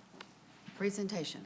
Mayor and Council, Amanda Hernandez, Director of Planning and Development Services. The subject property is 15 acres with frontage on FM 110. Next slide. The property is near the Harris Hill Raceway and is surrounded by agricultural and rural residential uses in the extraterritorial jurisdiction. Next slide. In 2020, the property was zoned light industrial. At the same time, the adjacent property was zoned manufactured home, and there were actually some concerns about the compatibility of the MH and the LI districts being next to each other. Now the owner wishes to rezone the industrial portion of the property to manufactured home to match the existing development, which is currently in permit review. Next slide. Analyzing this request against the comprehensive plan, we find a neighborhood medium designation, which is intended for residential uses. Next slide. Manufactured home is not preferred in neighborhood medium since it mimics single-family zoning. However, a preferred scenario amendment is not required. Next slide. The applicant proposes an additional phase of the manufactured home park, which is currently in review, and is seeking the manufactured home zoning for this purpose. Next slide. The property is not in an environmentally sensitive area. Next slide. And the development must comply with all infrastructure requirements of the development code, some of which are under review with the other phases of this development. Next slide. Planning and Zoning Commission recommended approval of the request. They did have two discussion topics. First, they asked why the property was designated neighborhood medium when it was zoned industrial, and that's likely because the parcel is a single parcel, so when we grabbed it to designate it as neighborhood, it grabbed that whole parcel. And they also asked why mobile home, manufactured home zoning is not preferred in neighborhood medium. And again, because it mimics single family, and neighborhood medium is really looking for those other various housing types besides single family. But we also know that there are some instances where we might want some lower density residential. And in this case, that's why it's shown as not preferred on that table 4.1, and why a preferred scenario amendment is not required.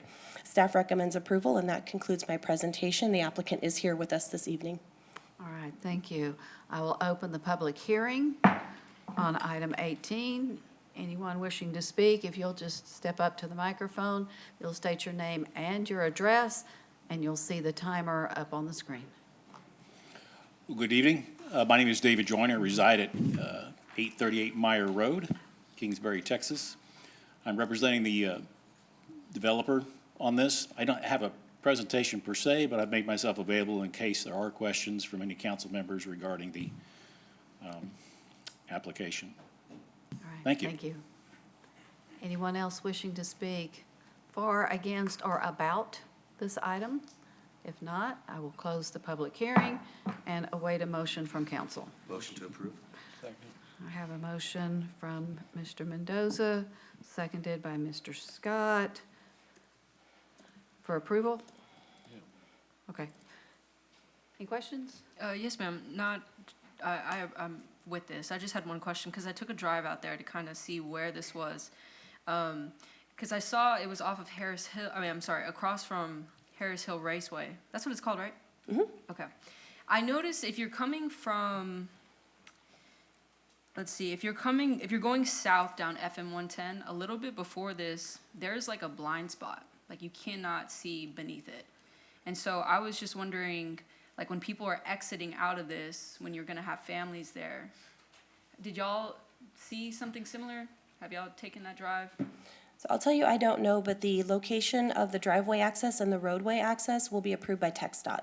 Okay. So TxDOT does all of their analysis to make sure that there's spacing and that there aren't visual conflicts for new roads and driveways when they're added to this road. Good to know, because I know there's so many accidents off of that road, so thank you. That was the only question. Okay. Mr. Gonzalez? Thank you. I wish some of those lots were for sale, but unfortunately, they're not. But the water system, you can have 1 meter for the whole neighborhood park or several different meters? Maxwell Water Supply is the water purveyor for the area. Technically, there's 2 meters because we're tying in the water system from Harris Hill Road all the way over to State Highway 21. So in order to do that, there's actually 2 master meters. And how do you bill it? I'm just curious. You break down, do you split the bill in different phases or? Oh, essentially, how do we bill residents? Yes, sir. Yeah, since it's a managed community, we'll be receiving the water bill from the purveyor, Maxwell Water Supply. Each of the individual meters that will feed the lots will be what we call smart meters. Okay. And so their usage will be tabulated essentially on a monthly basis, and then they'll be billed for their portion of the water. Right. So you do have individual meters?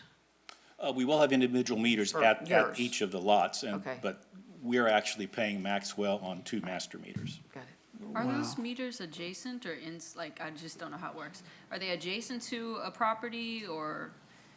I only ask because in California, when that fire happened, a lot of these smart meters, they have lithium batteries in them. And when the homes caught fire, these meters were close to the homes and it just doubled the fire that was actually around these homes. So are they close? Like, are the meters inside a home or? No, adjacent? actually, the meters are much like they are in any residential community. They're sitting in a box essentially at the front of the lot inside of the, I guess we'll call it a valve box. Wow. Mr. Gonzalez? No, that's all I had. Thank you very much. Okay, thank you. Hey, hold on, any questions down here? Okay, we're good. Anything else, council? All right, Ms. Trevino, we'll vote.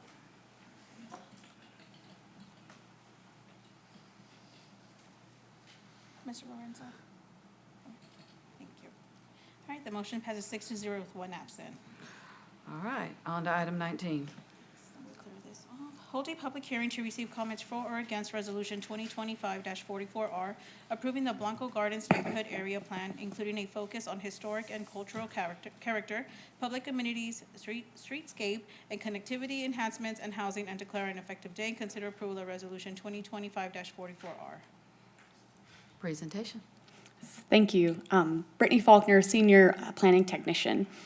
We actually provided a presentation to council at the previous meeting, and so staff is just here to answer any questions you may have. Thank you. All right. I need to have the public hearing before we get into back and forth with council. So is there anyone here who wishes to speak for, against, or about the Blanco Gardens area plan? If so, now is the time. Seeing none, I'll close the public hearing and I await a motion. Motion to approve? Motion by Mr. Mendoza and seconded by Ms. Rodriguez. Council discussion. Staff is here if you have any questions. Just want to say thank you. Yeah, The neighborhood is desperately. Yeah, I've turned in all of mine. I'm still concerned that we don't have enough attention on the frontage road. It's covered, but it's kind of mentioned one time, so that's my only concern at this point. I don't know that the plan needs to change. I just hope that we will be doing what we can, and I know it's private property, so, there's only so much we can do. But it'd sure be good to see some of those vacant properties on the frontage road activated. I'll just put it that way. Any other questions, comments? Hey, for the most part, that thing's really well done. I was very pleased. Thank you. Okay. Council, we will vote. Okay, the motion passes 6-0 with 1 absent. All right, on to item 20. Hold a public hearing to receive comments for or against Resolution 2025-53R, approving a budget policy statement for preparation of the 2025-2026 fiscal year budget and declaring an effective date, and consider approval of Resolution 2025-53R. Presentation. Thank you again, Mayor and City Council. As means for some background and introduction to the public hearing, on February 27th, City Council held the Budget Policy Workshop, and there City Council provided guidance and direction that the city manager will use in building the fiscal year 26 budget. Just a summary of the changes to the budget policy include for fund balance, the electric, water, wastewater, resource recovery, community enhancement funds, minimum fund balance requirement were increased. And this is for emergency expenses or unplanned expenses to make sure that we have funding set aside to cover. Under debt management, there are 2 parts to the tax rate. The operations component, that funds operations such as public safety and quality of life initiatives such as library and parks and recreation. And then the debt component that funds infrastructure, and that funds things like fire stations or roads.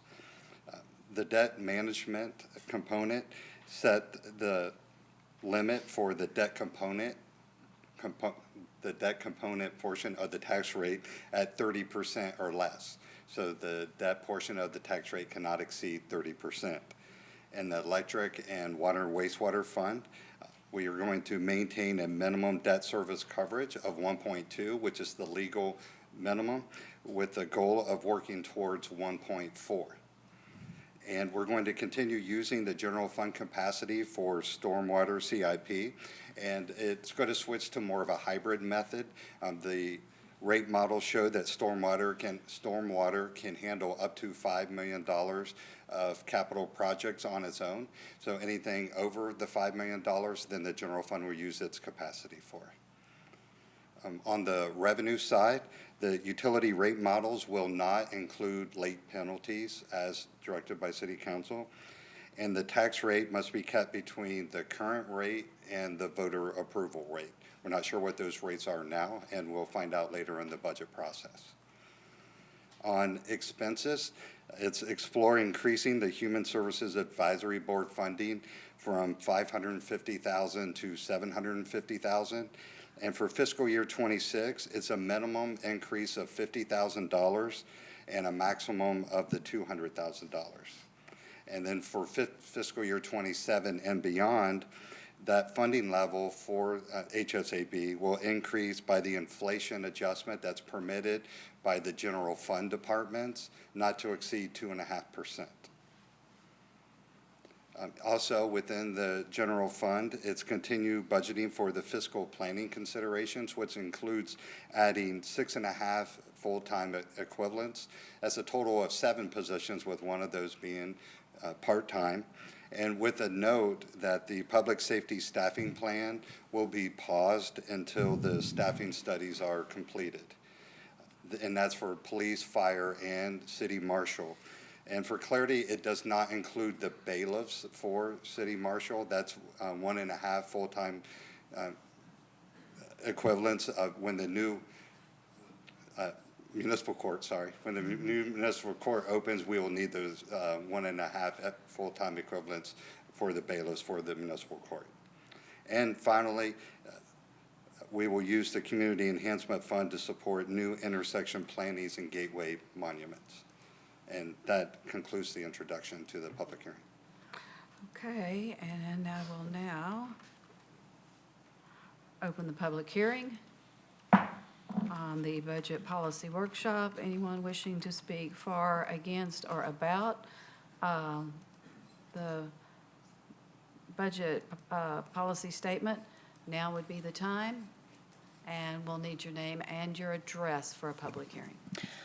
Hello, Yancy Arevalo, 901 Field Street. I am here to speak in support of the Human Services Advisory Board getting the maximum amount of $750,000 to provide funding for local organizations and nonprofits. I think getting the amount requested by the Human Services Advisory Board would greatly increase the funding that we already provide, and would avoid a situation where we have to pit organizations against each other for not having enough funding to fund these organizations.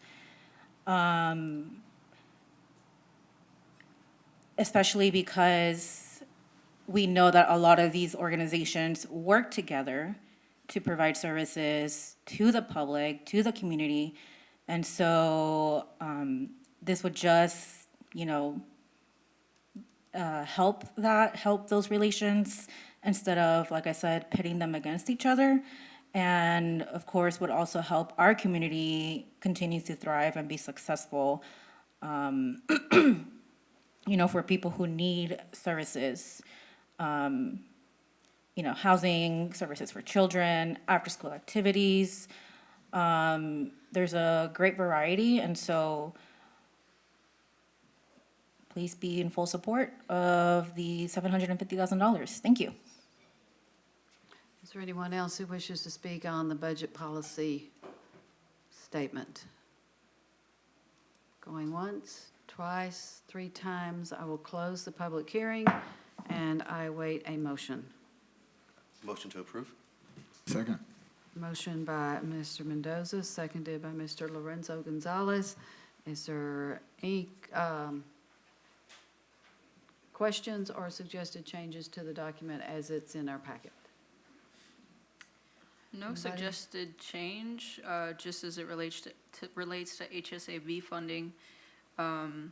I know the language in here will be increased by a minimum of 50 and a maximum of 200,000, depending on available capacity. Do you know when we'll be able to kind of get an idea what this figure will be? Because many people ask for the max, so that way we can be able to relay that. When we get the certified tax rolls in Yeah, July, we'll have a better idea. Yeah, certainly in July is when we would know for sure, what the number is. Once we receive the preliminary roll in April, we'll start to get an idea of what kind of capacity the general fund will have. We won't know for sure until July, though. Okay. Anything else? Okay, we will vote on this one. Ms. Trevino? The motion passes 6-0 with 1 absent. And we're on to item 21. Receive a staff presentation, hold a public hearing to receive comments for or against Resolution 2025-54R, approving a request by Civil Land Group LLC on behalf of Pedernales Electric Cooperative in case number AC-25-03 PEC substation cut and fill for an alternative compliance to the maximum cut and fill requirements in section 6.1.2.2 of the Land Development Code for a proposed development generally located within La Cima subdivision off Winter World Drive and Center Point Road, authorizing city staff to issue permits consistent with this resolution and declare an effective date and consider approval of resolution 2025-54R. Presentation. Good evening, Assistant Director of Engineering, Richard Reynosa. The subject property is 7.5 acres located within the La Cima subdivision off of Ranch Road 12 and south of Academy Oaks Drive. Next slide, please. The current uses surrounding the property is primarily vacant, and an existing electrical substation, the fire station, and city water tower are located to the southwest of this property, at least 300 feet away from the proposed improvements, as well as San Marcos Academy to the further north there. Next slide, please. The land use for this area is primarily commercial and office space per the La Cima concept plat. Next slide. The constraints on this property and why this item is before you is that the development shall not exceed the cut and fill maximum limitations of 8 feet. The constraints of the property include that the grade across the property varies by as much as 45 feet. And so with that, it becomes an issue when they're trying to balance their site. Next slide, please. And with that, this exhibit shows you their general grading plan for the site. The applicant is requesting to increase the allowable cut and fill. The area in red is the limits of the area that exceeds our current requirements of 8 feet, and they're asking to go up to 16 feet of cut. And so that, again, that area in red varies from over 8 feet to as much as 16 feet. The area in green is the area of fill that they're looking to exceed the 8 feet limitation by as much up to 15 feet. So from 8 to 15 feet in that area in green there. Next slide, please. Again, this shows the area a little bit closer. This is, again, their use will be an electrical substation. They have to have a ratherly flat area for their facilities and access through that area. This does show that they're providing a pond there to the north, detention ponds and water quality ponds to treat their runoff and provide water quality treatment for their runoff associated with the development. Next slide, please. Staff does recommend approval of the request to increase the maximum cut to 16 feet and fill to 15 feet. This was recommended for approval from the Planning and Zoning Commission with a vote of 9-0. There are representatives here from Pedernales Electric, and I'm available for questions as well. Thank you. Okay, I will now open the public hearing. Anyone wishing to speak for, against, or about this item, now's your chance. You'll state your name and your address, please. Yes, my name is Ryan Morlino. I live at 705 Live Oak Drive, Johnson City, Texas. Good evening, Mayor Houston, council members, and staff. I'm the Director of Substation Engineering and Projects for Pedernales Electric, and I'm here on behalf of PEC and Civil Land Group seeking an alternative compliance on the cut fill for a substation in the La Cima development area. As you all are well aware, there's tremendous growth going on in this area. We currently serve about 10,000 members in San Marcos, 74,000 members in Hays County, and 424,000 members altogether. And either in all or in part, we serve 24 counties and 45 franchise cities, of which the city of San Marcos is one of those. It is our mission to provide safe, reliable, and low-cost power to our members and the communities that we serve. The purpose of the project is to increase our load serving capability in this area. We currently have 2 substations roughly in the vicinity, neither of which are capable of serving the growing demand that we have in this area. One of them we would not be able to add a transformer to because it's space constrained, and the other is just a little bit too far away for it to be feasible to add a transformer there. It would take building multiple distribution feeders over 7 miles or so to this development in order to provide power there, and that would be very costly and have a negative impact on reliability. To mitigate some of the issues that we've been seeing, we've added a temporary transformer at one of these substations that helps offload the overloading that we're beginning to see. But that's just really a temporary remedy. The permanent fix is a proposed substation in this area. So not only would this help increase our load serving capability, but it would help with contingency offloads of neighboring feeders and substations, and would also have a very positive impact on reliability. Thank you for your consideration tonight, and we'll be available if y'all have any questions. All righty. Is there anyone else who wishes to speak on this topic? Anyone else? I will close the public hearing, and I will await a motion. Second. Motion by Mr. Scott, seconded by Mr. Mendoza. Are there any questions? Mr. Mendoza? Thank you very much. So if I can just, whoever I can speak to about that's building this station here, the property line that we have listed, the CD1, that this is going to be taking place, or possibly the outline, is there anything besides this substation being built on this property?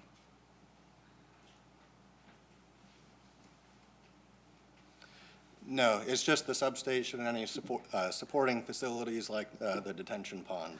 Beautiful. The second question I had to follow up with that is where, if you know, is the closest residential building that will be near this? Ooh, I don't know the answer to that. Eric, are you here by chance? Would you be able to? Thank you, sir. Eric Willis, 1104 Lafayette Lane, developer representative for Lacema. The nearest residential is actually the multifamily, but it's actually buffered by the fire station and the elevated storage tank and the existing City of San Marcos substation. And then there's a road, and then there's the multifamily. And then on the other side of the multifamily is single family. Thank you. Just the concern has always been living next to a power station. I wanted to make sure that we understood. Right. I mean, there was a lot of thought that went into this general location because of the other utilities and infrastructure that is already around it. Plus, this gives them immediate access to Ranch Road 12, which is also a driveway that's actually used by City of San Marcos Electric Substation. So this substation is actually closer to 12 than the City of San Marcos Electric Substation and the fire station. Those are actually in between this substation and existing Lacema residents. Thank you. Thank you very much. Question that sparked new questions. Regarding the tree line that's going to be surrounding, how close is it to the substation? Are there going to be trees close? That God forbid there's ever a fire and it blows? Greg Olchak, 10808 Lanshaw Drive, Austin, Texas, with Civil Land Group. We do have kind of a buffer between where the substation fence is and where the trees are, just by the sheer fact that where we're having to do the cut and fill. So there is a buffer between there for any fire hazards. Do we have an idea, like, how thick of that buffer? Is it similar to what we would do in other places? I'm gonna say it's probably at least in the neighborhood of 25 feet between the fence and what I'm gonna call the first tree. Okay, thank you. I have a question for Mr. Reynosa. When I first saw this on the planning and zoning agenda, I went, oh my gosh, where they're cutting is right behind the fire station or right near it. Just reassure me that it's far enough away that it's not going to cause any problems over there. Yes, Mayor, I think we noted it's at least 300 feet is the closest to the water tower. And it's also there's a 20-foot difference from the water tower side and the fire station from this. So the grade difference and as well as distance horizontally from the substation would not be any impact to our facilities. We won't see foundation issues at the fire station due to this. No, ma'am. Thank you. That's what I need to hear. Okay. Any other questions, concerns, thoughts, comments? Mr. Trevino, we will vote. The motion passes 6-0 with one absent. All righty. And that concludes the public hearing portion of our program, which means we will go back to the pulled items from our agenda. And the first one is item 5.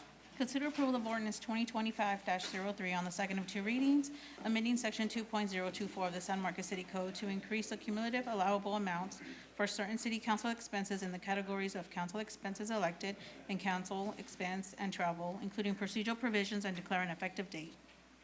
Okay, I'm awaiting a motion. I have a motion to approve for Mr. Scott. Is there a second? Second. Second by Ms. Rodriguez. I pulled this simply to make the statement that we really didn't need to add this money. I think it was a really bad idea to try to do this in the middle of a budget year. I think that was unfair to staff. And so I have real concerns. I'll be voting no, but everybody gets to vote the way they want to vote. Anybody else have a statement? I concur. Despite all of the long conversation we had last time, I was in support of this measure if it was going to be done in the new fiscal year. It was my understanding when it was first brought up, that's what I thought we were going to do. So is it too late to make an amendment? Well, let's back up. This is effective in taking money out this year, correct, Ms. Reyes? Yeah, that was the point that I heard whenever it first came up. So I'll let someone else answer your question.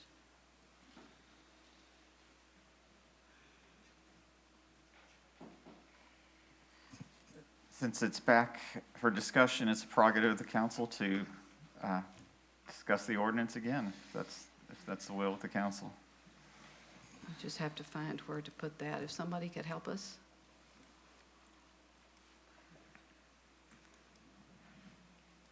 Anybody?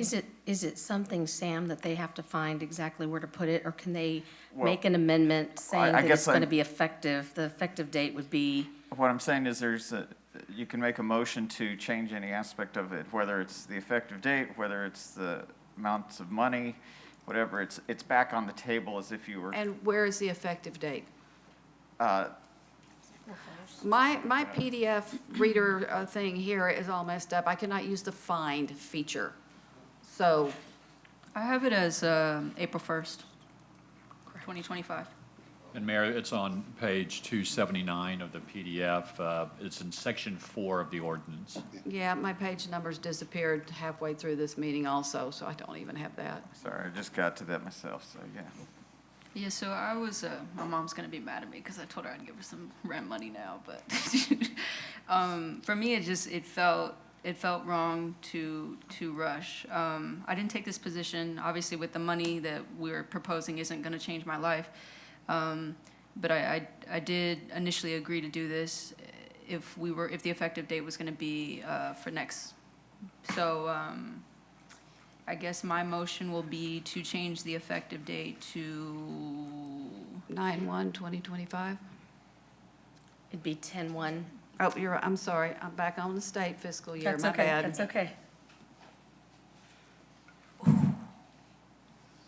So it would be section 4. So it would be September 1? Or I'm sorry, October The 1. beginning of the new of fiscal year. 2026. Yes, that's section 4 of the ordinance. Okay, so that's Ms. Rodriguez's amendment. So we need to see if there is a second. I'll second it. Okay, so I already got it. So is there anything else, any other discussion on this particular item, which is to change the effective date?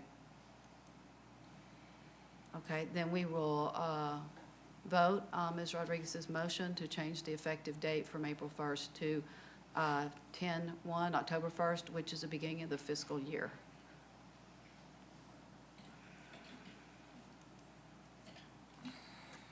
The motion passes 5-1 with one absent. Okay, so we've made that change. Are there any other Yeah, I have a change. changes? I'd like to maybe just scratch the whole idea to begin with, since we found out we didn't really need the extra money and we can borrow from other people. I'd like to just make a motion to deny the whole thing entirely. Well, so really, we have a pending motion for approval, or, well, I go back. Right now, it's slated for approval, so you can We vote could against it, or you amend can. to undo the dollar parts, because there's some other things that we've done in here. We've added a explanatory I don't wanna- section, we've retitled some things. Yeah, I There's don't wanna some go- Different ways, improvements in yes, here different without ways to the approach it. dollars. I don't wanna go through all that again. We went through it very extensively. I'd rather just lose the whole thing to begin with. So then you would just vote no? At this point, all you can do is vote no. All right, let's vote. Well, let's see if anybody else has anything to say. I mean, personally, not to belabor the point I made last time, I do believe that council needs to be paid more. So if that needs to come in a separate agenda, if this doesn't go through, then that's something I can introduce at a later time. I did agree with that part. But if you want to kill the whole thing that you brought forward, it's up to you. Do you still, Mr. Scott, would you still like to keep the additional $2,000 that we gave ourselves with our travel budget? Well, it doesn't seem like we really need it, though.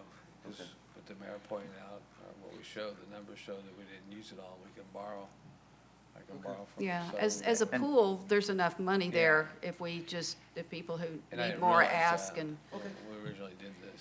So can I make a motion to amend? And Mayor, just something, I was talking with Mr. Vino, I guess the way we kind of opened it up, there wasn't actually a motion to approve, right? Yes, there was. He requested. Oh, I thought. Mr. Mendoza Okay, we just had a made the motion, miscommunication. and Ms. We had a Rodriguez seconded Can I it. miscommunication. withdraw my motion? No, there is a pending motion to. Yeah. Sorry. But I made the motion. Will we add an amendment motion, right? No, you didn't make the motion, and we've already made one amendment. So what I would like to suggest is I'll follow on what Mr. Scott's saying. Because we have a lot of other good things that are in here, my motion will be that in 2.024C, that we revert to the original dollar amount of $625. And in E, we revert to the original dollars, which is $7,500 for council members and $15,500 for the mayor. And that M would be, would reflect the changes that I'm suggesting in C and E.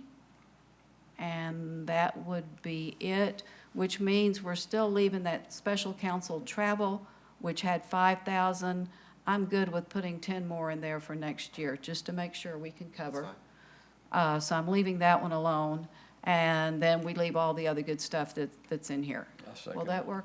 Okay, and so I'm gonna make that motion. Mr. Scott will second it. Any questions? So, just to be clear, and can we break these apart, since it's covering different subsections? I mean, my vote for subsection 2024C is going to be different than my vote would have been for travel. Then let's go with C first. Okay. Let's do that one first. And any other comments? We'll see where C lands, and then I'll make the motion for And you're E. wanting, just to, so I'm clear, Uh-huh, to bring it back to the 625? yes. Okay. Could I just hear the rationale? I don't think we need this. We raised it from 500 to 6.25 in 2023, I think. And I think that the city's got other needs. We're talking about a really tight budget year, so that's where I am. I think there's other ways we can spend this money rather than on ourselves. Which is where I started, 2 weeks ago. I mean, I agree with what you're suggesting for the travel. I mean, if we can move things around. Again, though, the only income that council members get is the $1,450 and that $625 currently. Please tell me who in this building can live off of that. But council really isn't meant to be a full-time job. Fully agree, but we know it is. If I want to go For some get people it is, not everybody it is. Oh, trust me, I understand that too, and I Yeah. wish everybody shared full interest. I do. I do too. Again, though, please tell me who can survive off of that. Would anybody in this room like to survive off of that? He could. But it's not intended to be a full-time job. No, sir. Sorry, it was, I shouldn't have done the retort. Yeah. Okay, it's time for us to vote. So, Ms. Trevino, I see our lights are blinking. The motion is to revert back to the 625.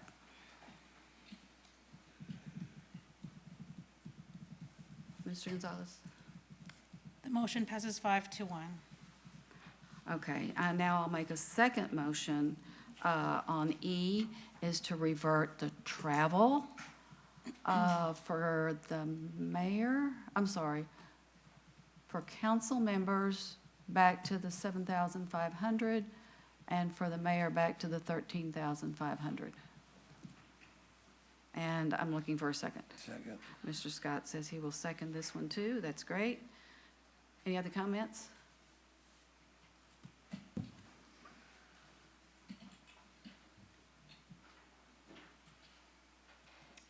The motion passes 5-1.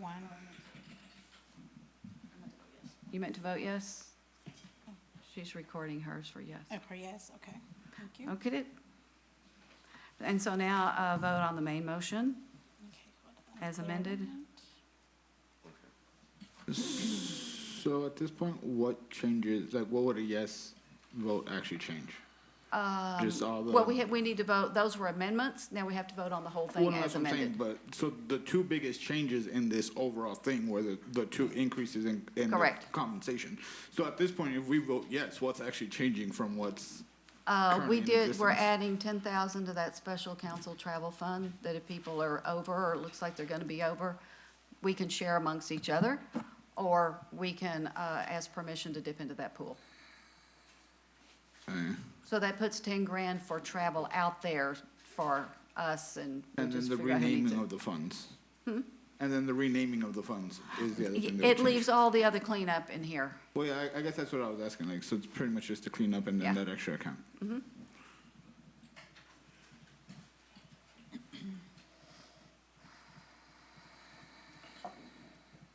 The motion passes 6-0. All right, so that concludes that one, and we're on to item 9.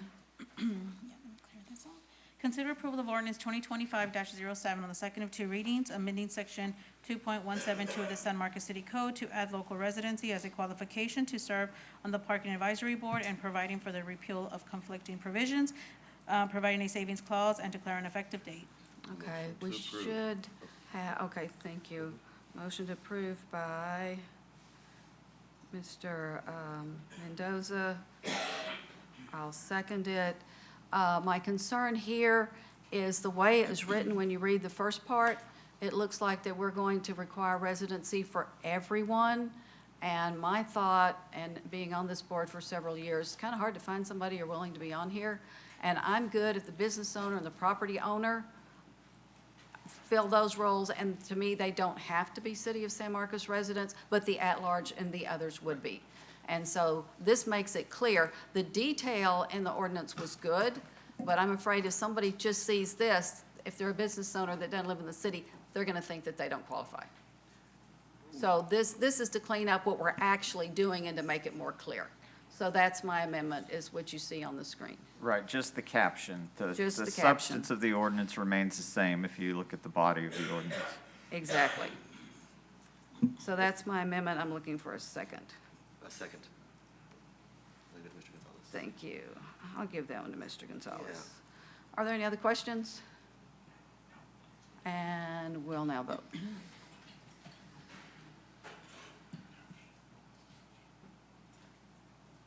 Mr. Gonzalez? Oh, and I got to hit it again. Okay, the motion passes 5-1. Okay, okay, and item 13. Consider approval of Resolution 2025-48R, approving a ground lease agreement with Ruben Becerra to lease city-owned property located at 201 South LBJ Drive. Authorize the city manager or her designee to execute said lease agreement on behalf of the city and declare an effective date. I'm going to make the motion. My concern was it talks about the lease being due on the first of the year. We're past the first of the year, so I wanted some clarity to that. So my motion is, I hereby move for approval of the ground lease, subject to the tenant paying rent in full within 5 business days from today. Second. Thank you, Mr. Scott. This doesn't actually change, this doesn't change the rent, doesn't change anything of substance. It just makes it clear when the due date is. Right, the idea is you just don't want them to wait longer, Right, sooner the better. yeah. I understand. Do we normally, though, approve these things without receiving rent? We do? Yeah, we have to have the lease in place Okay, in okay. order for rent to be due, whatever it is. That was my motion. Mr. Scott seconded it. And that's the motion. So we're ready to vote unless anybody's got anything else. Okay, the motion passes 6-0. Okay, that concludes everything on the consent that we pulled. So now we are back to the non-consent agenda. Item 19? Number 22. No, ma'am? 22. Receive a staff presentation on the stormwater utility fee, hold a discussion related to a request by the San Marcos Consolidated School District for a waiver of city stormwater utility fees assessed against the district, and provide direction to city manager. And Mayor, Mr. Rossing is here to provide the presentation, but also with us, we have Bernie Sandoval, who is representing San Marcos CISD Administration. So if there are any questions, we can talk, or have him here as a reference point for us, but also I'll be able to share a little bit of Yes. information because we actually met yesterday. Okay, yes, resources are good. Glad you're here. Mayor and Council, my name is Alan Ross, Assistant Director of Public Works. I'll be giving a presentation tonight of the stormwater utility fee. In the presentation, I'll be going over the background of the stormwater utility fee, the legal authority and requirements of the fee, the currently exempted properties, the benefits of the fee structure we have currently, the previous funding for SMCISD programs, and I'm bringing forth 4 different options that we discussed at the last council meeting. And at the end, we'll have time for questions and receive council direction. Next slide. To give some context on the challenges that San Marcos faces, I want to provide some information to you. San Marcos is located almost dead center of Flash Flood Alley. Flash Flood Alley extends from Uvalde all the way to Waco. It's the region of Central Texas that's very susceptible to flash flooding due to its geography and high-intensity rainstorms. Another challenge is San Marcos has 2 bisecting major rivers, the San Marcos River and the Blanco River, which has a watershed of over 400 square miles. And all of that which drains right to San Marcos, which only has the square miles about 39 or 35 square miles. Currently in San Marcos, 17.6% of the city limits resides in a 100-year floodplain. San Marcos has experienced numerous 100-year flood events, one of which is the 2015 Memorial Day flood, where 21% of homes were damaged, and it caused over $33 million of damage. After one of these major flood events, the historic 1998 flood, the stormwater utility fee was implemented, and that has served as the city's primary funding source for flood control, stormwater management, and operations and maintenance. Next slide.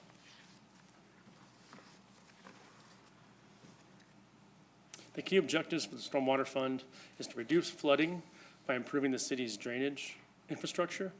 Currently this year, we have an estimated revenue of $10 million. 46% of it is going to fund capital improvements drainage projects. 39% goes to maintaining the operations of the stormwater infrastructure and flood control. And then 10% goes to maintaining water quality features and regulatory compliance. And then we have a 5% that goes to the fund balance needed. Next slide. Identifying the growing need for flood control, stormwater utility fees laws were created by the Texas legislature to establish a stable funding source to improve and upgrade stormwater infrastructure. Some of these are Chapter 552 of Texas Local Government Code, the Texas Water Code 580, and then from the federal government, we have the Clean Water Act that goes through TCEQ, and here in San Marcos is the MS4 regulations. Next slide. Laws also stipulate that the drainage charges must be based on a system that is non-discriminatory, reasonable, and equitable for all property owners. And the case law has established that using impervious surface is the best practice to ensure a fair cost allocation. And then cities in the past have faced lawsuits for unfair rates or discriminatory practices when there's disproportionate fees assigned. Next slide. The state does provide exemptions for the following properties. Properties that are wholly sufficient. That means when it rains, there is zero stormwater runoff. It also provides for undeveloped land, that is parcels with zero impervious cover. And then it also does provide an exemption to the universities of Texas. That was spearheaded by Texas State University soon after our implementation of the stormwater fee.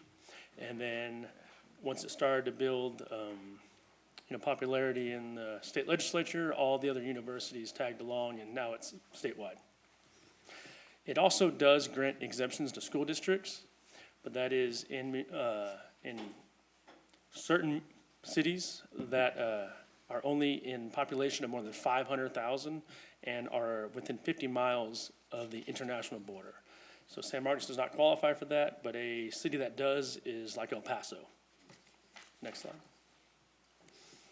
The benefits of our current fee structure is we have an equitable application across residential, commercial, and institutional properties, but one group from unfairly subsidizing the other. All right. Our fee structure is based on using an equivalent residential unit, also called an ERU. This is used to link the fees between the residential and non-residential classes. It's considered by the industry to be the best practice, and it's the standards or most equitable and proportional method. This approach ensures that all property owners pay their fair share of their, while maintaining legal compliance and a financial sustainability of the stormwater system. Next slide.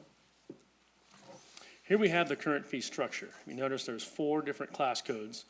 There's a small, typical, and a large residential, and then we have a non-residential. That includes commercial, industrial, retail, governmental, and multifamily, more than 4, so larger than a 4-plex.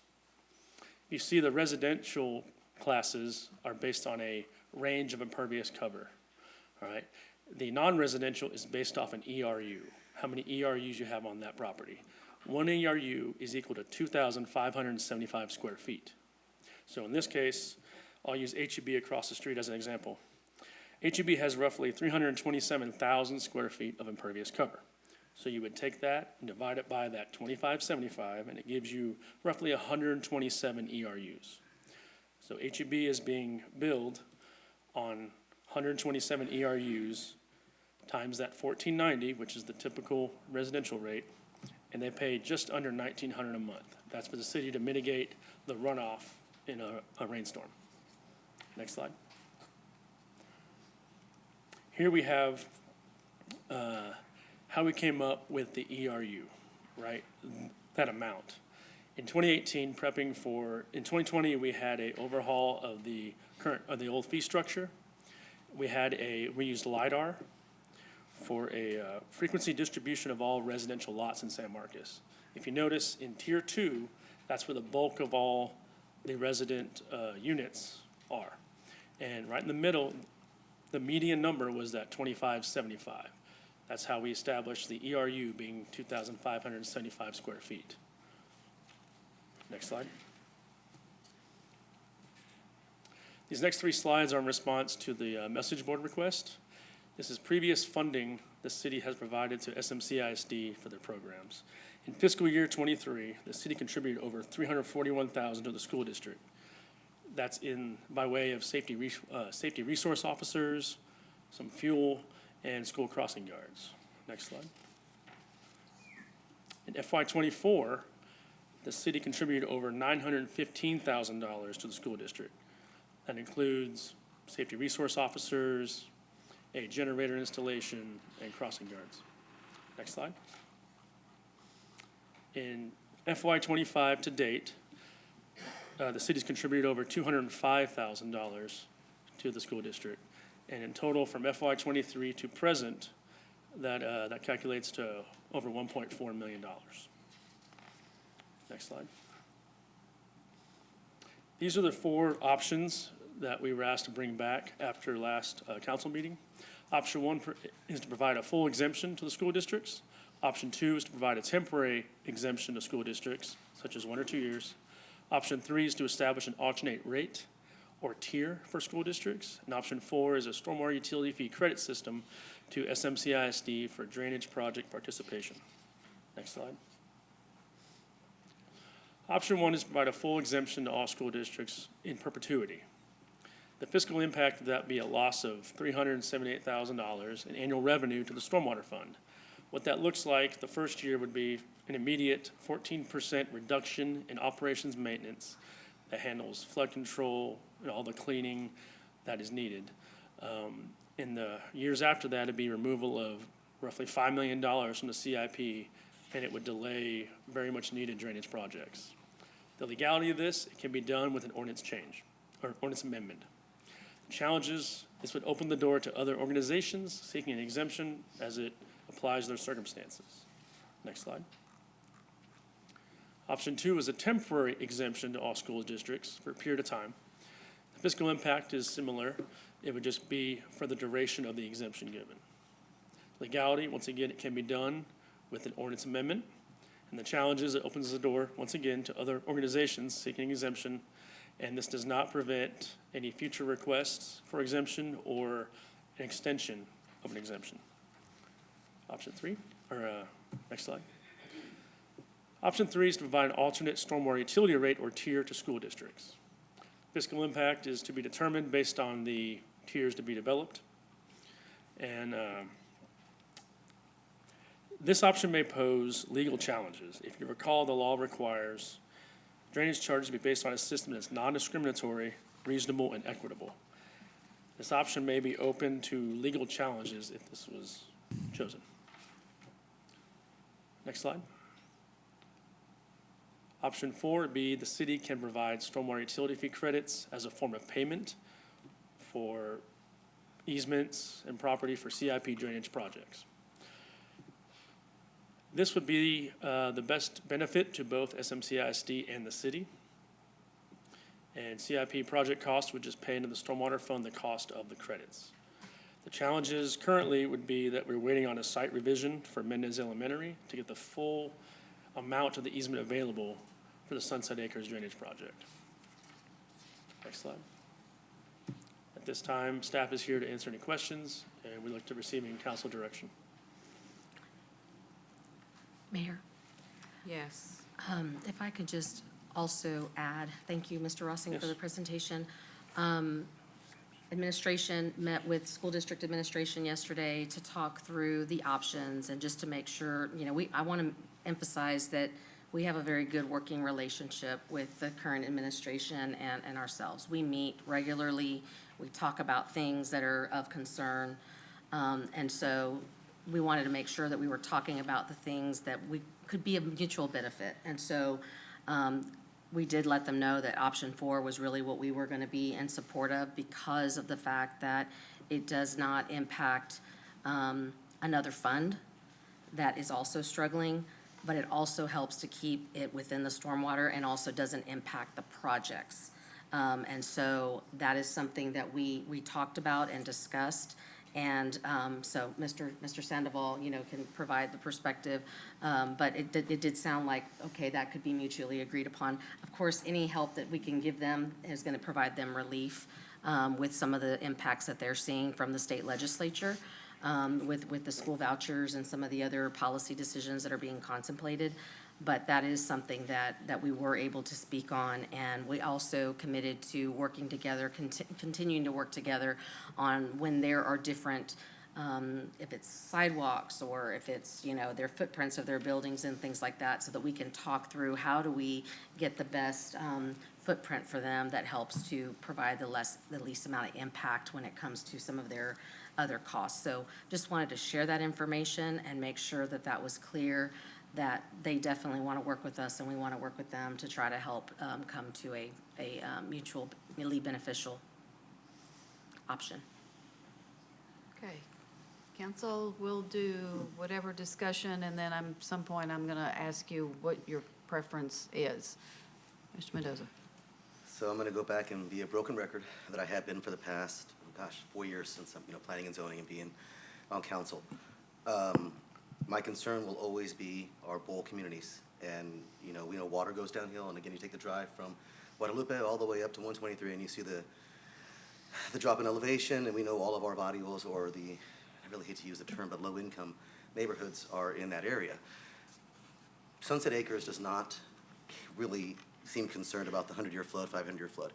They're concerned about the 3-month flood, that whenever we have more than 2 inches, or even 1.5 inches, water sits on Parkdale, sits on Candlelight, sits on Del Sol for days when 100-degree weather's out there, and it's disgusting, and these individuals don't deserve that. So I think, how do I say this? In no way do I feel that the school board is to blame for any of this, meaning, we all make decisions. But I do think the partnership needs to exist, but I think we need some kind of incentive for this drainage project to be completed. And I think this little, waving the apple in front of the cart here might be good for partnerships to move fast on these CIP projects. So I'm going to be pushing hard for option number 4, just because I want drainage fixed in Sunset Acres. It's just, these guys have been living there for decades, generations, and it's not gonna be worth it. Sorry to use the language, but it's not worth a damn to have generational wealth if these houses keep flooding. So that's where I want option 4. The other thing I will mention is that even though the administration is willing to look at option 4, obviously we have to it would have to go to their school board. So much like us, with staff is saying what we think, and it's up to council's policy decision about what you decide, that would be the same with SMCISD, is that their board would have to approve any kind of arrangement of this nature. If you don't mind. So my name is Bernie Seno, I'm Chief of Operations. I hadn't met everybody, but I don't think the school board or the district has ever said no to the Mendez project, and I wanted to make that clear. 3 or 4 years ago, when the city came to us about this, we were down the path where we were close. I mean, we had put a value on the property, we had talked about credits. Well, then the district started thinking about the property and the use of that property, right? And I'm glad that we didn't do anything, because that is where our new Mendez school is going to go, which is going to replace probably one of our oldest schools in the district. We've had our drawings and our designs in with the city for some time for the permitting process, and y'all have seen what it's going to look like. Y'all can take what's left and build the pond, or a request to build the pond, but like Ms. Reyes said, it's not my decision, it's not Dr. Cardona's decision, it still has to go to our school board to approve. So we are open to that. We will take that to the school board. We have no issue doing that, but we do need to get this building approved. And like I said, y'all have the plans, y'all can see what's left to build this pond that needs to take care of Sunset Acres. And the other thing I wanted to note, and I appreciate his presentation very much, it's not fuel that y'all bought, it's school fuel, which is a program that I think everybody knows what school fuel is, right? I wanted to make sure y'all not buying fuel for the district. Thank y'all. Mr. Sandoval, if you don't mind, I have a question. Sure. Did anybody else? Go ahead, I'll go down this way. Okay. More of a point of clarification. So following our discussion the last time, it was mentioned offline by a member of this school district that council not approving the full $300,000 plus reimbursement was a reason why the parent liaison program was cut. And so I just want a point of clarification if those two were actually correlated, or maybe this was just a statement made under a motion. As far as I'm concerned, they're not correlated at all. So what is happening with the school district, much like the presentation, the finance presentation tonight for the city, right? We're in a deficit. So one of the first things you do when you're deficit is you look to cut your costs, right? So I start looking at everything that we spend, we start looking at stormwater fees, and we're gonna ask, obviously, we're all gonna ask. I don't think there's anything tied to one another, other than we're looking at all of our expenses as a district and looking at where the best option is to cut. Okay, I just wanted to be clear about that, because, you know, my colleagues were mentioned as, you know, we were the reason why those programs were cut, and that was a big topic of discussion the last couple of weeks, and so, just because it was coming from a member of the board, I just wanted to clarify, so thank you. Thank you for that. Mr. Gonzalez? I'm gonna try to tie this in together somehow, some way, but several years ago, 8.5 years ago or so, we proposed we were gonna have a joint meeting with the school district, the university, all the big entities in San Marcos, and resolve things like this. We had 2 or 3 meetings, and after that, it just expired. The university was not part of that. Well, we probably invited, and they probably refused. No. Yeah, but it'd be nice to involve the university if we can go that route again. But all of us are in a bind. I mean, all of us are in a deficit right now. School's not the only one, so are we. You know, I think I'll probably go with option 4, but after this, I don't think I'm willing to compromise anymore just because of the deficit that we're in. Okay, that's all I have to say, Mayor. Thank you. Do you have anything? Anything you want to say into the microphone?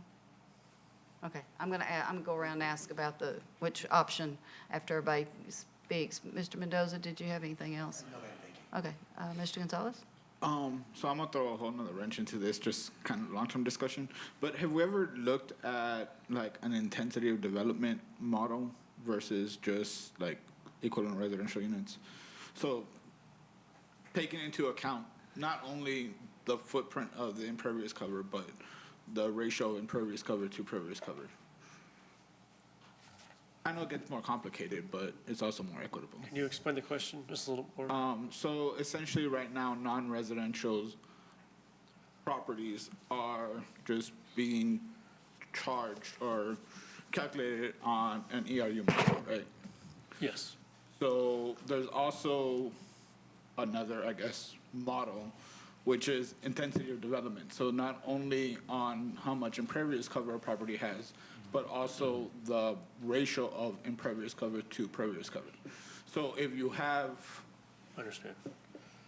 basically a lot that is only half contained with impervious cover, you're paying proportionately less than a lot that is 100% impervious cover but has the same square footage of impervious cover. So for any development. So it's essentially a 1 acre lot that has half an acre of impervious cover will actually pay less than a half acre lot that is entirely paved over, even though they both have half an acre of impervious cover. Councilmember, I think I can answer that. You know, in the design of drainage utility billing systems, there are several rate structures that have been used nationally and within the state, and intensity of development is one that, you know, when you look at how we're doing it, basing it solely on impervious cover is seen as more advanced than the intensity of development, because, you know, even at, let's say that 2 properties have, you know, 1,000 square feet of impervious cover, another one may have, you know, and let's say that one building of 1,000 square feet is on 20 acres versus 1 acre, that it's still having the same impact in terms of that development. The way our state law is written, we can only base our drainage fee on runoff impacts, so it's really from impervious cover. And so when you use development intensity, it implies that somehow we're either rewarding or charging for that undeveloped portion of it. And the state law does not allow us to bill undeveloped property. So as you look at how stormwater utilities have evolved in the state, more and more of them have moved towards billing solely on impervious cover. So the system that we're using is really the state of the industry, state of the art, and why some others would use that other or different rate structures is because it needs less data. And so ours requires us to have exact impervious cover Right. for each property. And so while, that's more intensive, we have GIS and aerials that have allowed us to have a more refined system that's based solely on impervious cover, and that's where more cities have gone. Interesting. Cool. Mr. Scott? I heard the question. Oh, your question has been pre-answered? It's pre-answered, yeah. Okay. All right, council, I'm now going to go around and ask you 1, 2, 3, 4, or something else. 4. Thank you.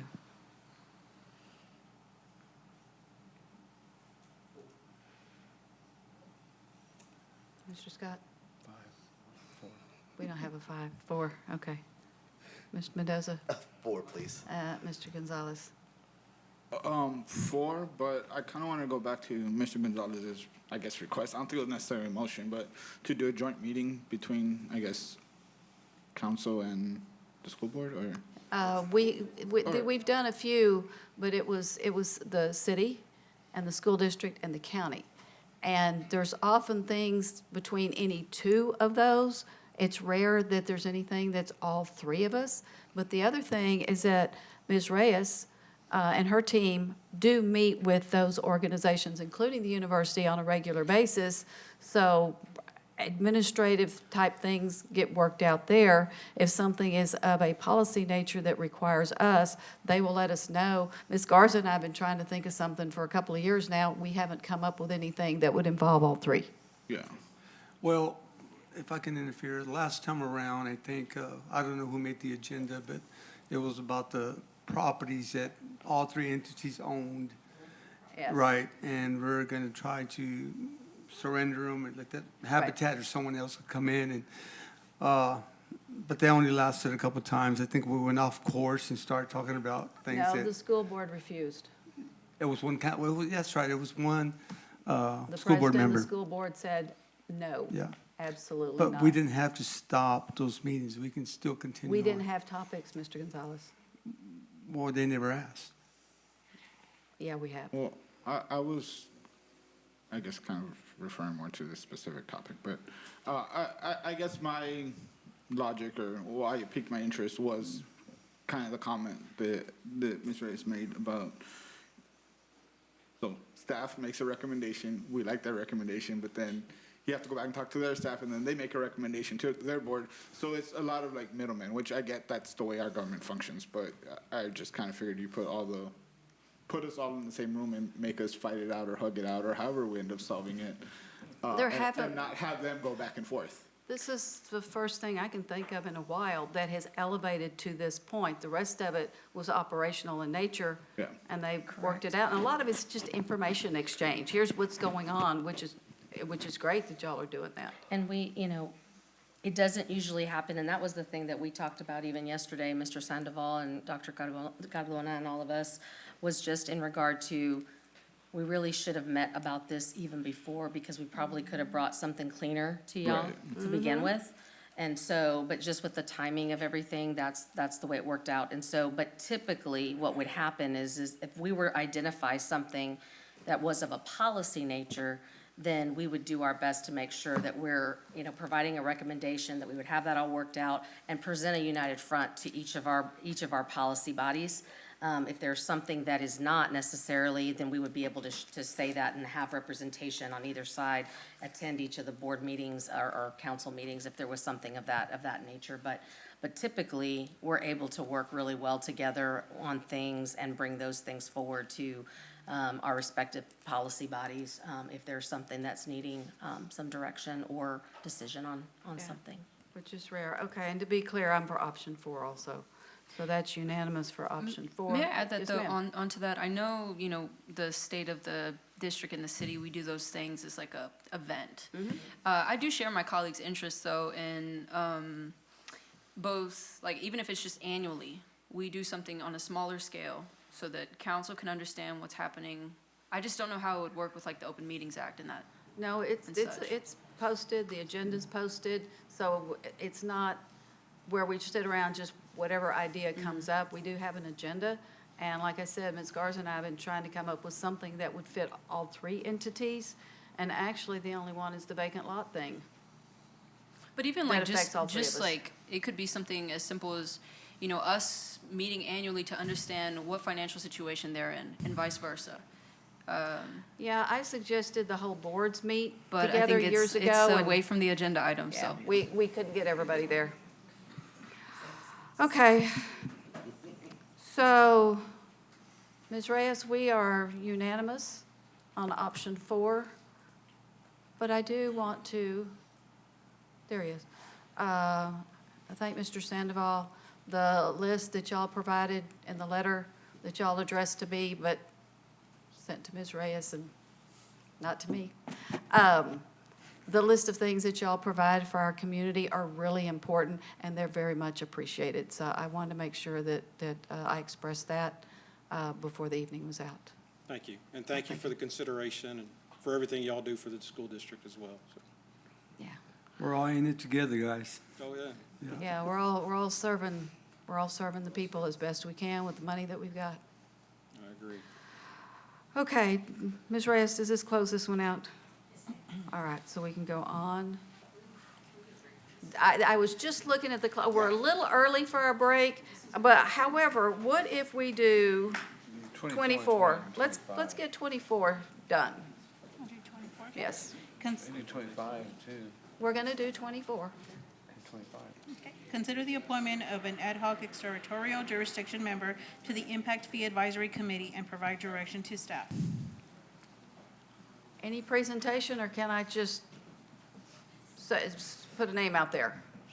Okay, so this is for, can we get some get some WD-40 on those WD-40 before the next meeting? It's making me, it's that creepy horror film squeak that's kind of bad. I would like to propose Phil Steed for this one. I think that we are extremely fortunate that he is willing to do this.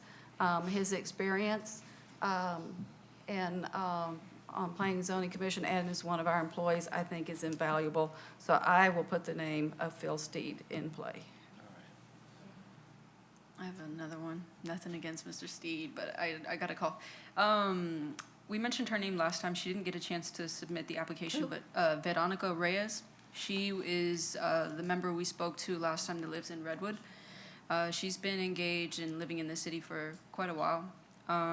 She expressed interest, but like I said, wasn't able to get an application in on time, but also said she would not have a problem submitting one. So, yeah. Name again? Veronica Reyes.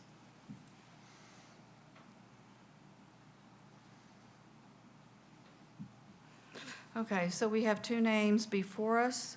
Are there any others? Ms. Trevino, we'll need to vote. Okay. Do you want me to go one by one, Mayor? Yeah, we'll have to. All right, Ms. Rodriguez. Ms. Reyes. Thank you. Mr. Saul Gonzalez. Ms. Reyes. Okay. Mayor Houston. Mr. Steed. Mr. Steve. Mr. Scott. Mr. Steve? Mr. Mendoza. Mr. Steve. And Mr. Lorenzo Gonzalez. Mr. Steve. Okay, so it is Mr. Steed. All right. Good guy. Do y'all want to have item 25 now before our break or after? Sure. Sure. Yeah. That's what I'm asking. Yeah. I got that, I told you so rights. Okay. Ms. Trevino, would you read 25? Holding discussion on possible resolution directed to Guadalupe County expressing concerns regarding public health and environmental conditions in the Redwood and Rancho Vista communities located southeast of the city and provide direction to the city manager. Those of you who wanted this on the agenda, let's talk. Honestly, I don't know if we need to have further discussion. We really did. We had a great discussion last time about what we need and what we want from their county. I don't know if we need to add anything more. I mean, I think it's real basic. Pay attention to your citizens and ask us if you need help. I don't know what else we need to add. I think you need to be more specific. Okay. I think it goes along, see, I don't, I mean, I wouldn't want to throw in the ask us if you need help, because that kind of sounds like ask us if you need to borrow the credit card. I'm sorry, I That's the didn't way I would understand a take it. word you said. Sorry, I was, I would be careful about the ask us if you need help, because. Yeah, there was one out there. On the opposite end of, if us as a body receive something that said, ask us if we need help, I would take that as, ask us if you need to borrow the credit card, if you want us to fund something for you, so. I agree. would be careful about Yeah, offering help. Yeah, I know. So then can we mention something along the lines of, your citizens are complaining to us? I don't know I how think much we detail need to can start give. with laying out what the issue is. So, if I may, ahead. from our previous discussion, my understanding was really raising this as a public health safety issue. Exactly. And really helping them, first and foremost, paint a picture on what the residents are currently experiencing, why that's detrimental to their public health, and ways it could or should be mediated. And showing that we are in full support of them doing such, because we understand the benefits. So I don't know about specific language, but that was my understanding of the synopsis that we all agreed upon. So more about just saying that this is something that is imperative, and we want them to put their attention to it, and this is something that council's asking in regard to the parasites and healthy drinking water for the residents within the area that are part of Guadalupe County. And really being so clear on the issues and the length of time they've been dealing with such to no avail. From what I gathered, the two individuals that came and spoke, that wasn't the first time that they've expressed those opinions Oh, and yeah, concerns. they've been talking to the Yeah, commissioners, but I don't so- know what the turnover commissioners are, how long, the last time they were there. Yeah. This may be news to some. Yeah, and to throw the word out there, it kind of seems like an environmental racism issue. And I doubt they want it to be pictured as such. So the hope is that upon receiving this, that there would be some action taken. So, I can't not saying confirm that that. has to answer- I would not want to use those terms I know. in the letter, but I do think that it might be worthy.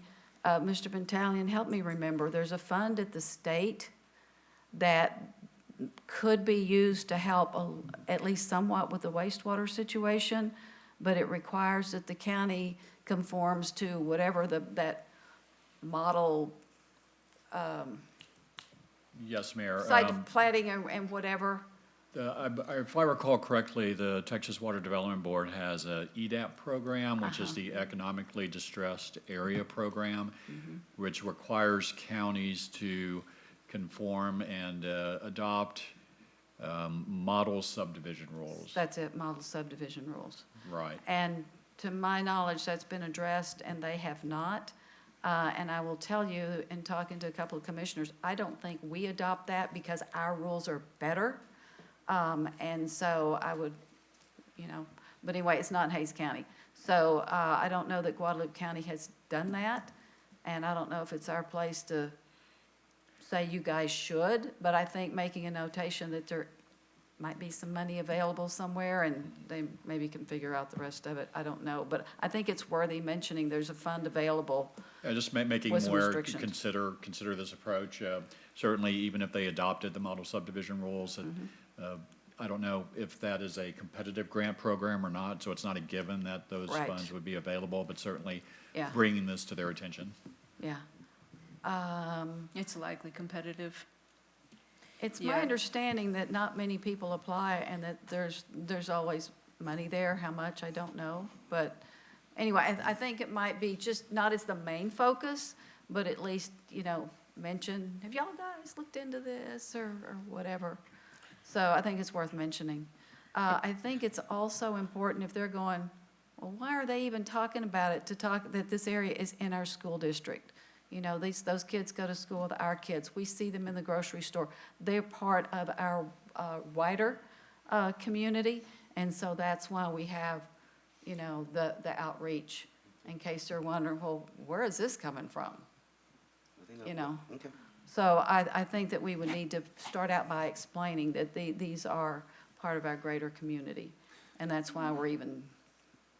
That would be, Talk that's about an it. idea too, Mayor, it's just, so if the council wants us to bring back a resolution, hopefully Sam, this has helped at least giving us some specific guidance on drafting it, but Another thing we could do is see if the school district is willing to do something, because it is their, Yep. their family. So that would be another thing that could be discussed, is to see if there's an opportunity for them to also advocate for some of their families Well, in the actually, district. that's who they pay the taxes to, is to the school district. And I think they're probably also confused, because they pay to Guadalupe County, and then they pay to San Marcos School District. Maybe. And their address is San Marcos. Yeah, yeah, it's weird, it's weird. Yeah. So that's something that we can also bring up with Dr. Cardona and Bernie when we meet with them next, and Good see if idea. there's some interest with that. Yep, and we can share the resolution with them. That's kind of So like a joint brainstorming. resolution type of, Yeah. Or even if it's just two two separate, separate? yeah, it can even be two separate resolutions. way. Right. Either way. Well, we'll work with the city manager's office and put a draft together, and hopefully it captures what council's Is everybody good with intentions are. everything we've talked Yes, about ma'am. already? did this discussion help y'all, like, to get enough? Yes. I think yes. so, And, yeah. and again, last meeting, we weren't really agendized, which is why we put it as a full discussion topic Right. today. But I think we got the gist of it at the last meeting, but it wasn't formal direction yet. So we'll put that together. And of course, prerogative of the council to tweak it. We'll just be coming to you with the draft. All right. And that will be at our next meeting? Yes, ma'am. Okay. Anything else? No, I just appreciate my colleagues having the same level of interest and care for such a critical issue. So, Okay. Now, we're pretty close to our 90 minutes. So it's 8:58, and if you would please be back ready to go at 9:05.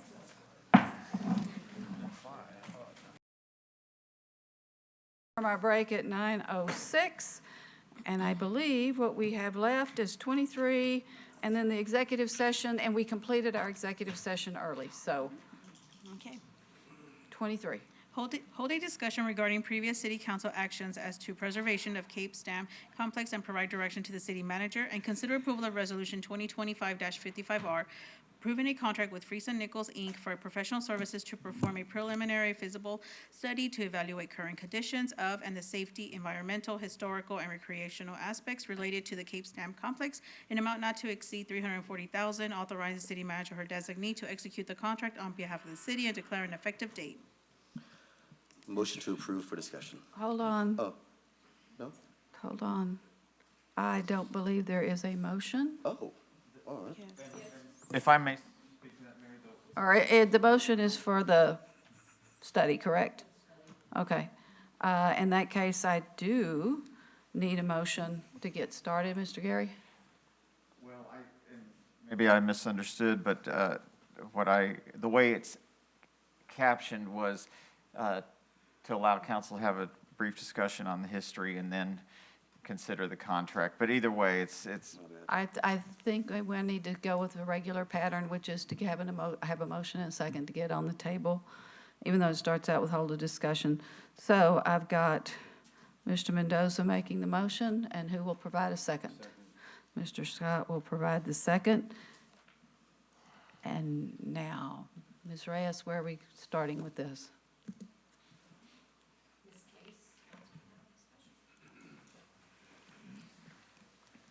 Jamie Lee Case, Director of Parks and Recreation. I'm here to help answer any questions the council may have. I don't have a formal presentation this evening, so just here to answer. Well, the any packet was questions. pretty full of stuff the way it was, so I'm thinking. I did my best. You did great. You did great. Thank you. Lots of stuff It's a in lot there. of information to digest, so I apologize to our new council members that had to digest okay. nearly 10 years' worth of information, but it was It was a important. good reminder for some of the rest of us. Yes, ma'am. I have a question. Questions? I have a question. Mr. Scott, jump in there with your question. Yeah, instead of spending $340,000, wouldn't it be beneficial just to spend less and fix the dam for safety until we actually build it into something that we're gonna build it into? We have to make that decision first. I know, I'm helping you make it right now. Well, to answer your question, I don't know what it would cost to make it safe. or if by making it safe, it would require any removal of any of the structure. $340,000 is a lot, just to say, hey, move that, put some concrete there, you know? Well, the contract's This is for the way s- more than the- that. Well, this is for the studies. Anything with construction is more than likely gonna be more than $300,000. Oh, really? Yes, sir. I just hate spending all that kind of money for something that just needs to be built. Money to show for it. That was my question. I mean, I think that if we're going to, previously, to kind of tag a little bit further onto your question, we did hire a dive team in January that did come and start cutting some of what they could without permitting, pieces of metal. They did, tell us, hey, there's 16 additional railroad ties that are down there that need to be removed, but we'll need to look into permitting for that. They Is didn't it give me a- railroad ties or railroad rails? I guess, well, they described them as ties, you're right. Ties are wooden, so they would be, Probably I guess, rail. probably rails that were used Okay. at one point to reinforce the dam. Mm-hmm. But they did mention that there's 16 of those down there. Yikes. But if we, and this is what I told them, was that my concern was if we cut those out, Then what how stable does that leave the structure? Because they did not do a structural analysis from an engineering standpoint. It was all a visual, and that report was included in your backup materials as well. Just cut the metal out of the way. And that's, we have, with this initial blush in January, we did cut quite a bit of metal. There is quite a bit still under the water surface that we have to go back and get. So it's still definitely not a safe place to recreate. But like I said, we're having to talk with TPWD about permitting, and those kinds of things. And so the dive team is working through that. But it's Parks and Wildlife that you're doing the thing with. Okay. For the permitting. Yeah. Yes. But it's not US Fish, it's local, it's state. They're evaluating both options, but I don't believe that because of the type of work that's being done, that we would require a US Fish and Wildlife, because Okay. at least that's what I'm being told. I am definitely not, an expert in that, but that's just what I'm being told right now. Because it was Fish that was willing to spend the money to take it out many years ago, correct? Yes, ma'am, It was that's US. my understanding, yes. Okay. A quick question. Who owns the dam right now? Well, I'm gonna kind of look at my city attorney. So, as I understand it, and it's been a while since we really came down this road, but it really, it extends to both sides of the river, some of the complex, or on one side, I think it's the San Marcos River Foundation, and the other side, the city of San Marcos. So it complicates matters a tad there, but yes, there's. Well, who owns it when it's in the river? The portion that's sitting in the river right now, who owns that? It's our maintenance responsibility right now. And- Okay. And I guess really, whatever part extends over towards the River Foundation, they may have some joint responsibility. Well, So they the at least state own the bank, regulates- right? But the state regulates everything. Okay. We can't hardly make a move on it, ownership aside, without the state blessing anything we do, right? So then they don't actually own part of the dam then, technically. They own the bank. They own the bank, but it's Right, not the dam. the structure is our responsibility, is my understanding. But the dam's got to tie in on the bank, so. Correct, and it does touch their bank, Yeah. yes. So where does it end? Where it touches, or is it? I mean, if we have. Consider it like if a we're- ground, You need to think get of it as closer a to your ground. microphone, Mr. If Scott. we're legally responsible for it, and then something happens, and then you say, no, it touches their bank, well, then aren't they responsible for it too? Is equal? Are you talking about, when you say they? The River Foundation. Potentially, and I haven't looked at a survey to see the exact layout of the We need- structure. we need relative, that. But. Tonight yeah, would have been good, but we need that. so. Who is liable for an accident That's what happening I'm saying. on the Don't river be talking to property? me, So you're let's talking say to something happens, somebody cuts themselves on a tie that's sitting in the middle of the river, whose responsibility for that, for liability? Well, I think of it kind of like a ground lease, right?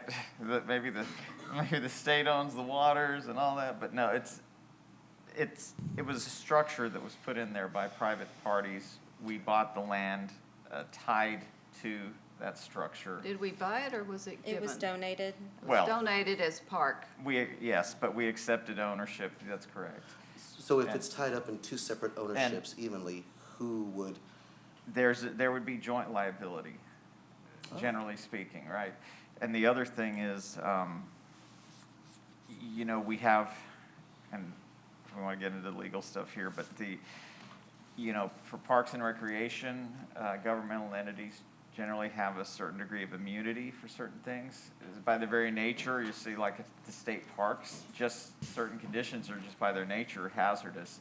And there's generally immunity. At the same time, though, the man-made structure might be a little different because you can create a special defect, whatever. So I don't want to give a blanket answer, we're immune or that we're completely liable, but generally we have some immunities we can assert with respect to recreational areas. So let's move on from that topic. Do you have anything else? No, ma'am, that's it right now. Okay.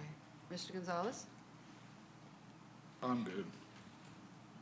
Okay, actually, I do. What exactly is this feasibility study? What is the end result? Because I just fear that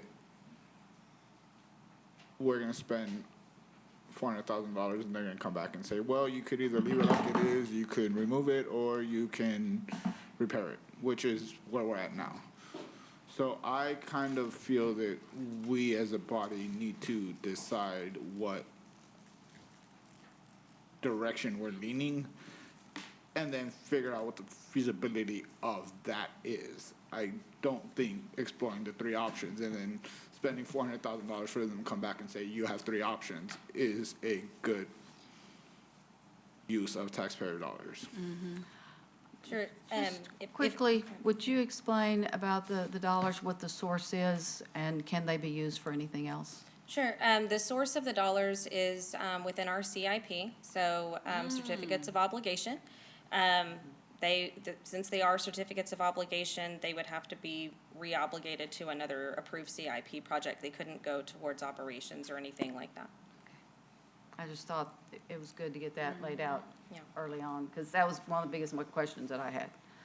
And thank you for all your work in answering all of my questions Yes, ma'am. on the message board, but it was extremely helpful, so thank you. You're welcome. Thank you, thank you.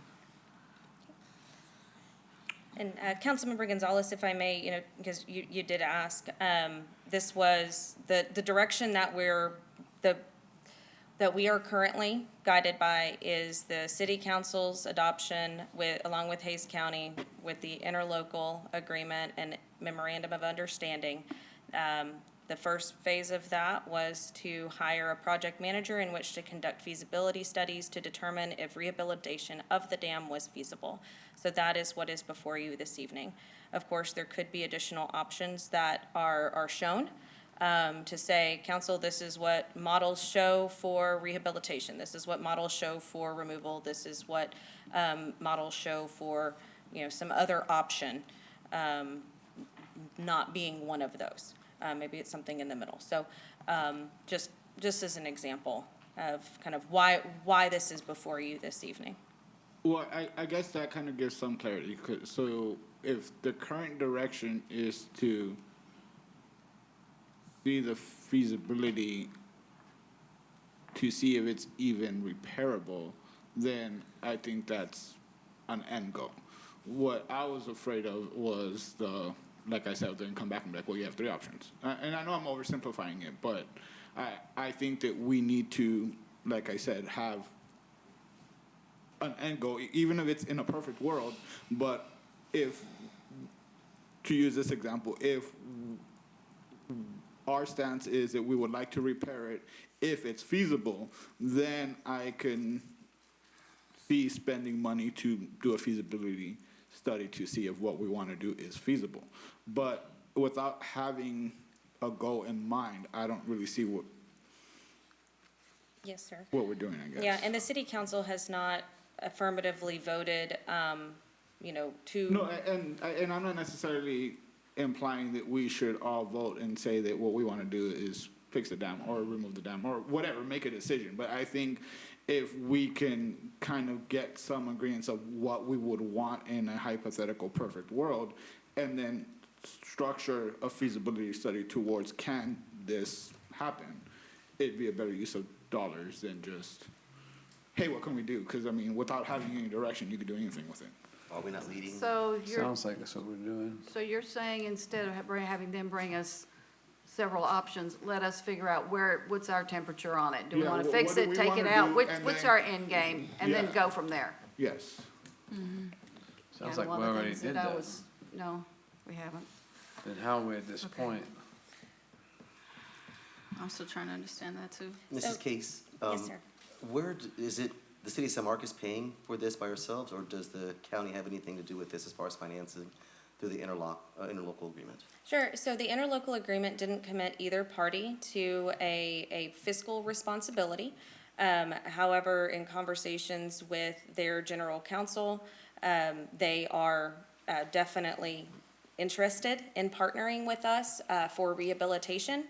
That is the statement that I received. We didn't really have, because it hasn't gone to the court for a formal, vote. So, but I guess at least one commissioner is interested in definitely putting that conversation for a vote. So you Without a said study? The I'm sorry. county wants to work with us to partner for rehabilitation. But yet, when's the last time the county even talked about it, and they got new people over there? Yeah, it was in 2021, whenever we did this interlocal and memorandum of understanding. That is the language that was used, was conduct the feasibility studies to determine rehabilitation. And that was what year? 2021, so that was Yeah. on, Okay. the county considered it on June 1st of 2021, the city council considered it on May 18th, 2021. At that time, they were both pushed forward to do the study. That was what was identified. The city council and the Hays County Commissioners Court, the staff negotiated with Hays County on behalf of the council. The city council had a couple of work sessions to provide feedback to the staff and to go towards those negotiations. And what the council approved in May of 2021 was the outcome of those discussions along with Hays Okay, County. so we're clearly past, that. We don't know what's gonna happen with it. We've already approved what was Well, gonna we've got happen. new people up here Well, too. It doesn't matter, we've already approved. So, We with got new respect to people here. new people We need to walking reaffirm. our body Yeah, and we don't. But am I to understand that as it stands now, and I know that Hays County has new commissioners, that the Commissioners Court is only interested in repair and preservation? So if we came back and said, for example, we wanted to remove it, then Hays County, at least as of now, is not on board with They have not assisting us with that? spoken to partnering should it involve anything other than rehabilitation. So I don't want to misspeak for them because they have not stated something. But the only thing that they have expressed interest in is rehabilitation. Yes, sir, that is my understanding. So, to go with your point, I'm just gonna go around and see, does anybody have an end goal in mind? I believe you have said you're for rehab, fixing, rebuilding, whatever it is. I wanna rehab it because the east side has absolutely nothing on that side for the people over there. And I'm tired of hearing about the east load being the only places they have and that being taken away from them. So I'd like to see something built like Rio Vista over there for the east side of the community. So that's where I'm at. So you're looking at even more than just Oh, rehabbing the yeah, dam? I'm talking Okay. building it out like Blanco Vista. Blanco Vista, I mean Rio Vista. Rio Vista Falls, okay. Yeah. All right. Mr. Mendoza? Well, yeah, I miss Lady Slip. I mean, that's so cool you're talking about that.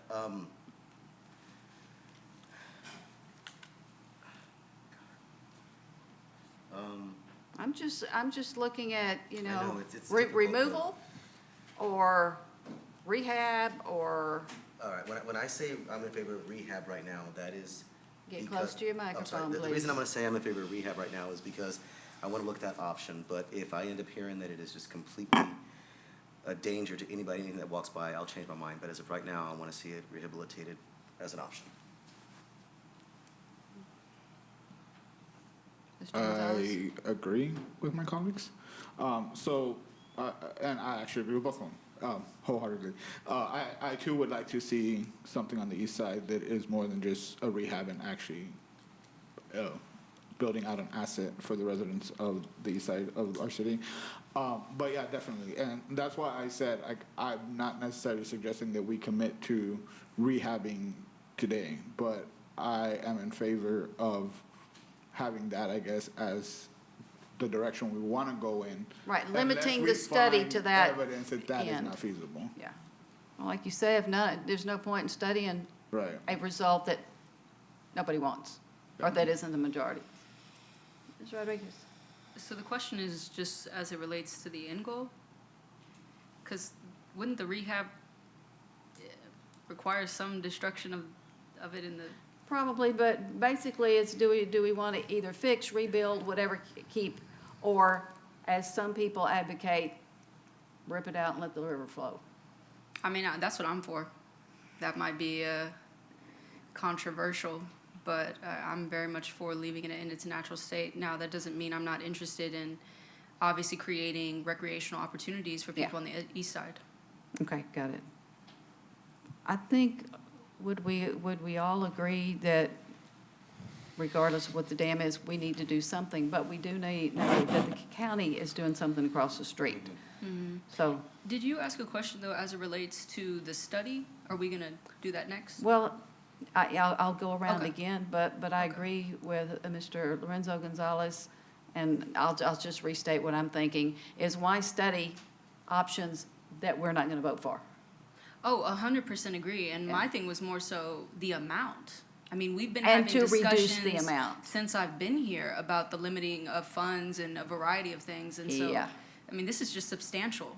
And I looked at, which I appreciate the timeline, and maybe I don't understand the nuances because I am new, but it sounds like we've gotten our answers before, and maybe they weren't deemed sufficient or to the general population, I'm not sure, but it just seems redundant and incredibly, and then when I hear what fund it's coming out of, even more concerns. So, I mean, there's so many projects that this money could go towards. Could it go towards a stormwater project that's on the CIP? Yes, ma'am. Okay. Yes, but the question is, do we have a stormwater project on the CIP that it could go to? So, okay, so you want to take it out, Mr. Gonzalez? Couple questions. for it. Do we need both parties to agree to rehab that?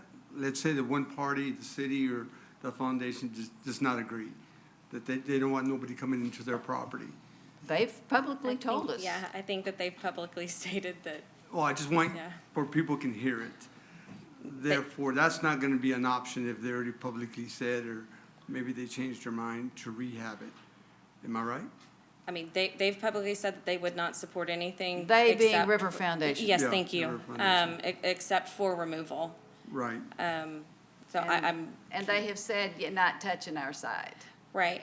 And you need their side to make it work. I mean, to make the dam I again. guess, I mean, we'd have to go through the whole design, Right. you know, I mean, maybe we do, maybe we don't, I don't know. Okay, another question now. Safety. Is it safe if, now, has anybody gotten hurt there Yes. recently, lately? Yes, sir. Yes. They have, then it's a safety issue as well. It's a significant safety issue, yes. Okay. With that being said, and I don't know how to do this, but I would like to probably, if that party's willing to take it out, let's see how it works. And if it doesn't work, maybe later on, Define work. that everybody's pleased with it. It worked out better than what they This is something thought. that not everybody's Yeah, gonna be I know. pleased with it, But, whichever way. yeah. This is a tough one because the funds we don't have. We just don't have, and I gotta be realistic. I can't buy a car if I don't have the money. you know? We currently have funding allocated for this project, so we have a total of $500,000 on the CIP project, to be used for Capes Dam. You So know, that's 340 here. Correct. Or less if we focus down, and 160 to do whatever it is safety we decide to do. improvements or what, I mean, you know, additional things, which is what it's been used for previously, is the safety improvements, Yeah. like the diving, signage, Fixing, buoys.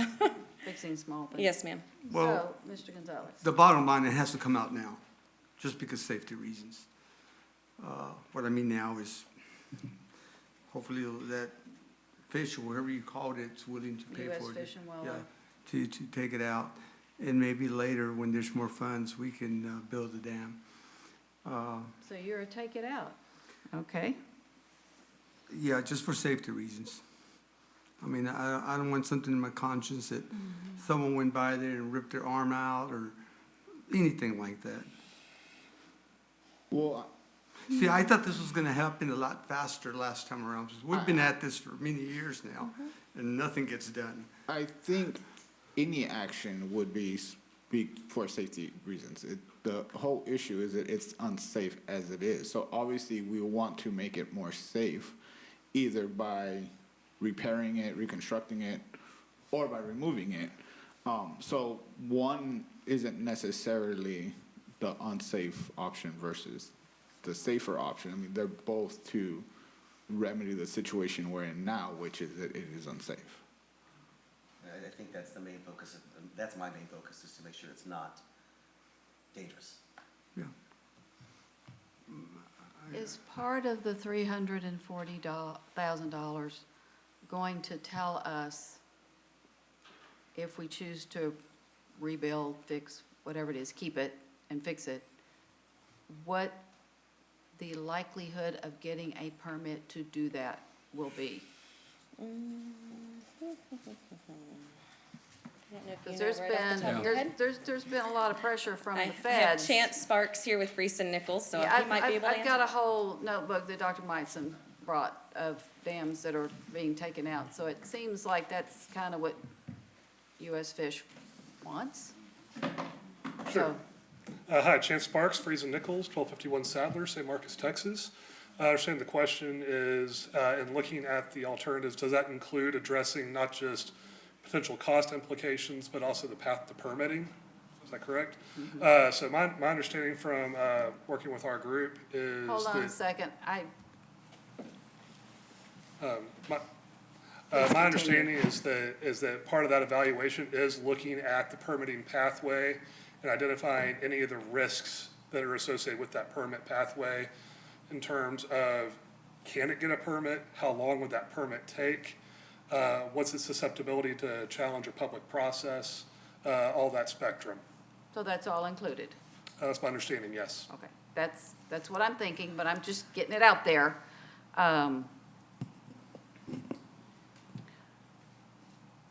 And I'm gonna go out on a limb and say if that's the way we go, that's not gonna be a short process. So in the meantime, we've got some things that we need to do to make it safer. Is the interim solution part of this study? It is not, okay. Is part of the study going to address upstream flow? There was a lot of, I'm gonna say controversy when this came up before, is removal of the dam, if that's the way we go, what does it do to water levels upstream? And I think that's where there were perhaps competing studies, and at some point, nobody seemed to fully know for sure, because I want to know what's going to happen up at Rio Vista. Sure, it's not going to provide a very granular, so it might not provide you exactly what you're looking for. I don't need it at every level, Right. every foot up, but something. I don't know it to what level that it would really give you a thorough model without, because it's right now the plan is for expediency is to do a desktop survey versus a field survey. Field survey would get down into multiple modeling and be a little bit lengthier process and a more expensive And process. more expensive, which would not be covered in the 340 that we're That's talking correct. about, It would unless we be- take something else out. Right, it would be an additional $200,000 to $300,000, and that would be a change order that we would have to execute, and I'd have to find some money for that. Which means money that would have gone someplace else would go to this, most likely. Most likely. Or I would have to move some money around on my projects. Yeah. Yeah.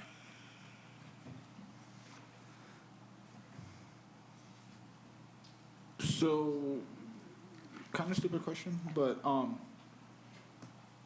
assuming that when we started the night, the feasibility study was gonna be the feasibility cost, whatever, of removal versus repair. So if we did give direction to prioritize one over the other, would that in theory reduce the price of the feasibility study? Because you don't have to bring back the cost benefit analysis of one, or of two. You would only have to bring back the cost benefit analysis Right. of one. I mean, in theory, I know it's not that simple. I understand what you're saying. So the overall scope of services is to evaluate the feasibility of rehabilitation. They're kind of all connected, I guess. I guess ultimately, if it's, you would get that data on what it would look like without a structure and what it would look like with a structure. So they would be able to provide you that information, but ultimately the end goal is the information to provide council on, is it feasible to rehab the dam, and conceptually what that may look like. And in years past, when we had what Hill Country Humidor Rob Robinson used to call a vibrant discussion, and we had people were, take it out no matter what, other people saying, let's try to fix it. I tried to come up with a compromise because they were talking about the benefit to the endangered species of taking it out, because we need flow through there. And so I tried to come up with something about, you put the dam here, you do what you need to do here, but there's a weir on the other side, so there's some water flowing through, and nobody liked that idea. I remember that. So that was a fun night. But that was a good idea. Nobody wanted it. Yeah, I know, but I like that idea now. So, is anybody interested in that? Yes. It's kind of what we have now, where there's water flowing through. Yeah. That's a- So, Just make I it like it, safe. I like that, Mayor. okay. Is it, well, now that we've got people who are thinking, gee, maybe that's not such a dumb idea after all, is that something that could possibly come out of this study? Yes, ma'am, I guess, yes, Okay. it would be the answer. Getting your feedback and those kinds of things as we move through this process. There's going to be public engagement components to this Yeah. process. There's gonna be workshops with city council and Hayes County, Yeah. Commissioners Court. And, Mr. Sparks did just pass me a further response for, Councilmember Gonzalez. Several permits will require alternative analysis. So we'll have to have that analysis regardless for permitting. Okay, and And another. that's actually what it states in the scope of work. It looks like under Task 5, Condition Assessment and Alternatives Analysis, it shows that there's going to be 3 conceptual alternatives for Capes Dam that would likely include the rehabilitation, repair, partial removal, or full removal. So Right. it's there to say that those are the analysis that's going to be conducted. And so we should be able to provide the information for each of those 3 alternatives. Yes, ma'am. However, as Mr. Gonzalez says, if there's one of those that we know we don't want, then, okay. So now I'm going to introduce something else. And one of our folks who's made their living business on the river, who's kind of changed his mind about some things, the mill race was a big deal. Yes, ma'am. When we were talking about it before. because it's one of the few places on the river, the only place on the river here, where you've got the loop, you've got the closed loop, and that's where, you know, the Boy Scouts learn how to canoe, and the Wounded Warriors learn what they need with the kayaks, et cetera, and how beneficial that is. However, often, there's not a lot of water in the mill race, and it's a mosquito pit. So what this person said, what if you took some of that reuse water that's being poured into the river downstream, put some pipe up, and run it through the mill race, so there's always water running through the mill race? I can do it. And I thought, It's pretty close, hey, too. I know, we're really close. It's really close. And it would be putting water back into the river, just more upstream from where we're putting water back in the river now. I realize there's health and safety stuff, like you said, but is anybody interested in even looking at that? Yeah, I would be. Because if we want to keep the dam, there's still going to be times that the mill race is a mosquito pit, and that's not good for the neighborhood or a park or anything else. So anybody interested in looking at that if we end up keeping it? I thought it was a great idea, I think so. so. That, just, you know, Mayor, there could be a pretty significant cost, and permitting from TCEQ, additional monitoring, that we would have to meet TCEQ requirements for discharging reclaimed water into a potential recreation area. It's not the same as the discharge from our wastewater treatment plant, as I've been told. So there are different requirements that we would have to meet. I get and- because it's a park, people are swimming in Yes, there, et ma'am, cetera. and- But we are discharging that water right into the river upstream of where other people recreate, so. And that's true, but I don't know Yeah. what the reclaimed water, getting the reclaimed water lines down to the mill race across, how much that would Right. take, so there could be money it that would wouldn't be be needed free. for that. It wouldn't be Correct. It would free. not be free. And Mayor, That's- yes, sir. if I could just interject, Jump in there. you know, piping and excavation and the length of that pipe, Mm-hmm. and then permitting through TCQ to get a new discharge, an effluent discharge, really, it's reclaimed water, but it would be a new effluent Mm-hmm. Right. permit. Lengthy, costly, and really, if you're just looking at improving the dissolved oxygen and the stagnation in that section, you could easily do that with river water and a pump. And And- it's not it's the flow. It's to make Right. sure there is flow that you can run a Sure, canoe in there. sure, but certainly whether that's pumping, from pure river water, I think that would be something that, and I know there's. That's fine. I just yeah. thought it was a clever idea. Sure. And I do realize that there would be costs. If the other is cheaper, all for it. I'm just trying to address the mill race. And is the mill race in here?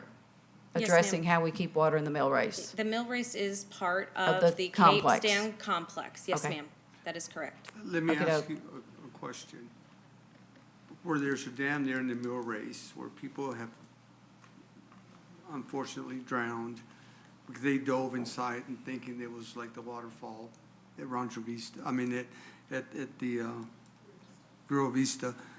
Is that gonna be fixed as well? Because there's big old rocks down there. Where? I Talking think, about- where you saw that young man drown, I think. or- That was across the street, That was it. It's completely Jones. different place. It's not that dry mill race? No, it was not. Oh, okay, yeah. It was the second picture that Mr. Cavanley showed. It was Right. across the street that I happened to be there the day that the young man jumped in and, Right, right. yeah. Was something gonna be done with that as well?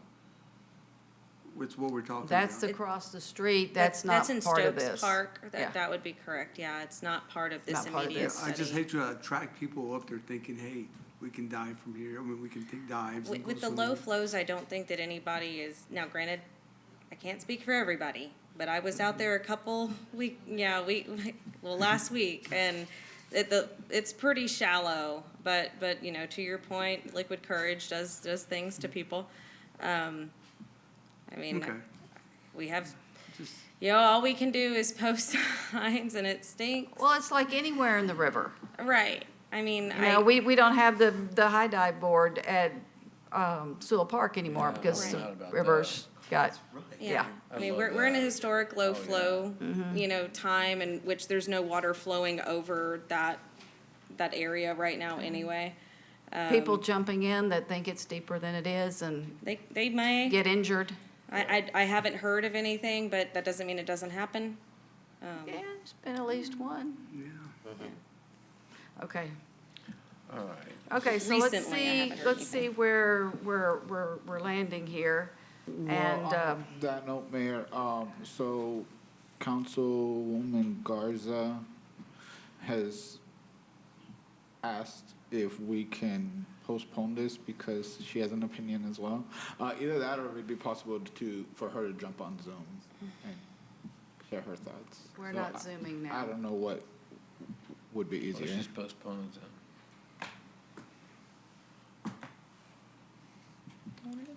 Was that a Well, motion to postpone? Right now, I'll make a motion Sure. to postpone. hold on.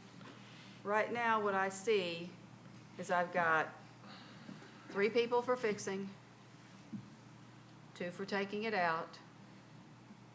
You need 4 Correct. to decide which way to go.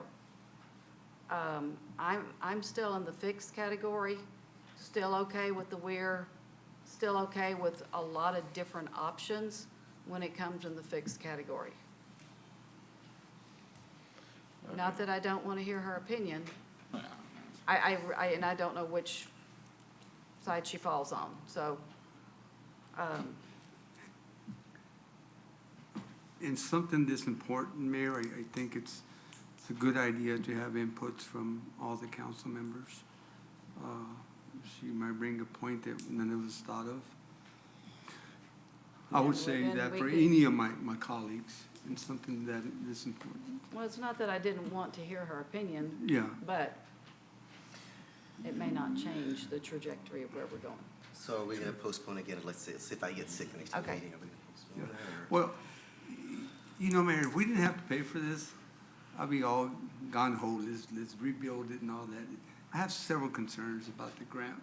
If we're gonna get any grant money, is it guaranteed, or are we gonna sit on this for the next 20 years, like the last 8 Number one years? thing I want to do is go in and fix a bunch of the safety issues, but we're Yeah. working on That's the those, biggest correct? concern I have.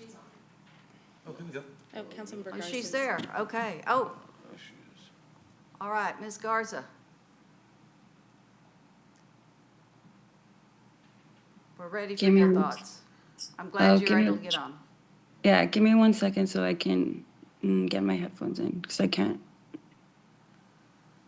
Okay, yeah, we'll give you a little bit.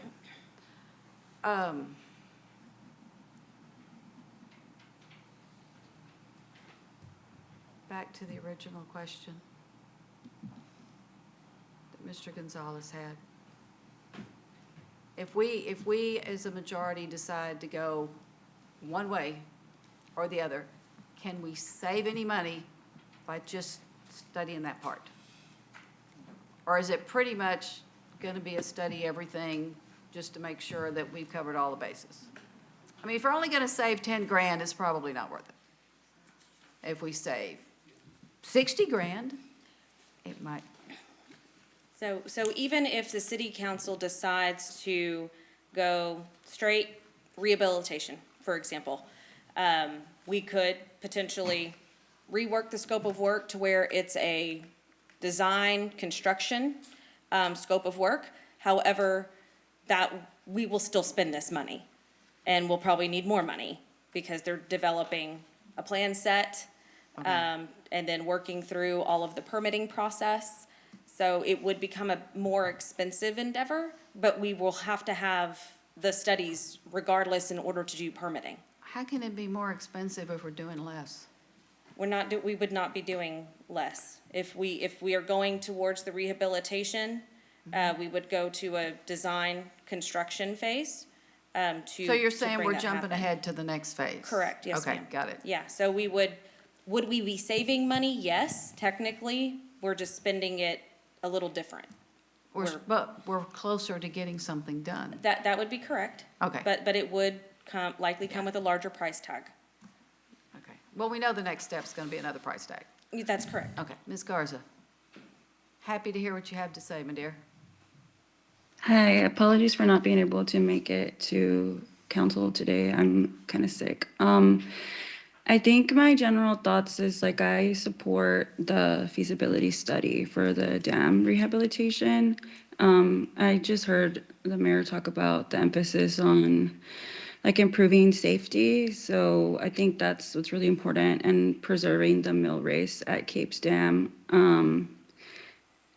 I got pinged about this several times by neighbors. I used to live down in that area on River Road. It's like the best times in San Marcos. No offense to my current neighborhood.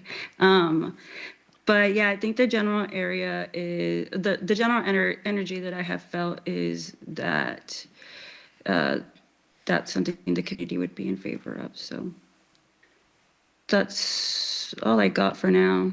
So you're a yes for looking towards fixing, rehabilitating? Okay. I'm sorry, it broke up. You said fixing and rehabilitating. Is that what you said? Right, as opposed to removal.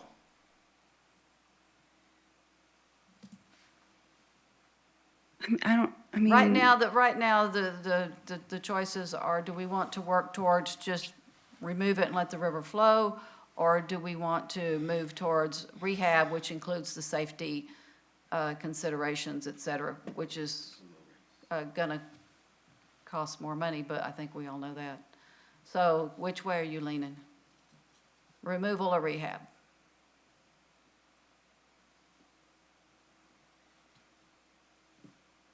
I thought I heard you say rehab, but I need to make sure. Oh, sorry, you're coming in real choppy. I have really bad, whatchamacallit, rehab, sorry. Okay, rehab, got it. Okay, thank you. Thank you for joining us. Hope you feel better soon. Hope you feel better. Get better before April 1st. Okay. So now we have Get better 5. before April 1st. Okay.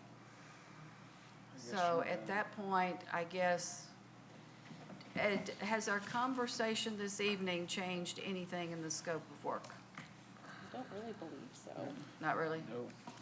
No, I don't believe that it changes the scope of work.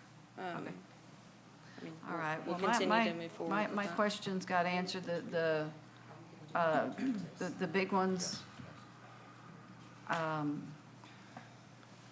haven't been answered, but it's answered that the study is going to answer those questions. So Yes, ma'am. I'm good. The upstream and the permitting and all that. Yes, ma'am. And Mayor, I think the way this would move forward is that it would be going forward with maybe a preferred alternative. But as I think Director Case said, and the consultant said, the different alternatives analysis, we will likely need to do that anyway for some of the permitting agencies to show Right. that we looked at other things. Okay. So I think, this advances, if the decision ultimately is to keep the dam, this advances that project. Right. A lot of the work that's being done here in terms of looking at the permitting and everything else is gonna have to be done anyway Yeah. to advance the project. Yeah. Well, I knew that part about the permitting. Okay, so I think, are there One any other more other questions? question. You go for it. How long before we get all these results of, 10 months. okay, if we're gonna do this, let's move as fast as. That is. But we're doing best. safety things in the interim, correct? I am That's taking my care of, biggest I am concern. taking, it is my biggest concern too, sir. I completely agree with you, trust me. Yeah. And we've got money for that? Yes, ma'am, we have leftover money. So we have a total of 500,000 on the Capes Dam. To address the immediate And safety. and I've already begun to Okay. address the immediate safety. So Got it. working through the additional permit process, to make sure that anything that we do remove doesn't cause any further detriment to the existing structure. Okay. If I do need further council direction and say, hey, in order to make this thing completely safe, I'm going to have to remove all of this. Okay. Then I may So- have to come back for further direction. So it's time to vote, and nothing has changed in all of this. Anybody? Is there, Go for it. is it something, though, that we need to at least say that there's a preferred option? Because if there's a preferred option of rehab, is what I heard from Yep. council, then really is that the preferred option that we need to give more emphasis to versus all the other alternatives that we have in the current scope of work? So that's the only thing that I was feeling like Yeah. I was hearing from council, is that you had that preference of rehab, and that's your preferred option. Yeah. Well, so this keeps going through my head. Uh-huh. Would with giving direction that we want it rehabilitated, does that not just kind of throw away any options? So let's say that they're only gonna focus on rehabilitating it when maybe it's just not safe and they're gonna completely ignore that and push for rehabilitation. Will they not look at? who you I'm talking sorry, about, the individuals Reeves and doing the, Nichols? yes, ma'am. I think they're gonna study what we tell them we're gonna pay them to study. But will that negate, will that just ignore? What you're saying isn't making sense to me. So I Let's guess start my over. concern is, so if we're paying somebody to give us a study on what we want them to tell us, is that gonna be 100% honest? Is that not gonna sit there and say, hey, we'll rehabilitate it, but it's really too dangerous to do it, but we're gonna suggest it because that's what you wanted?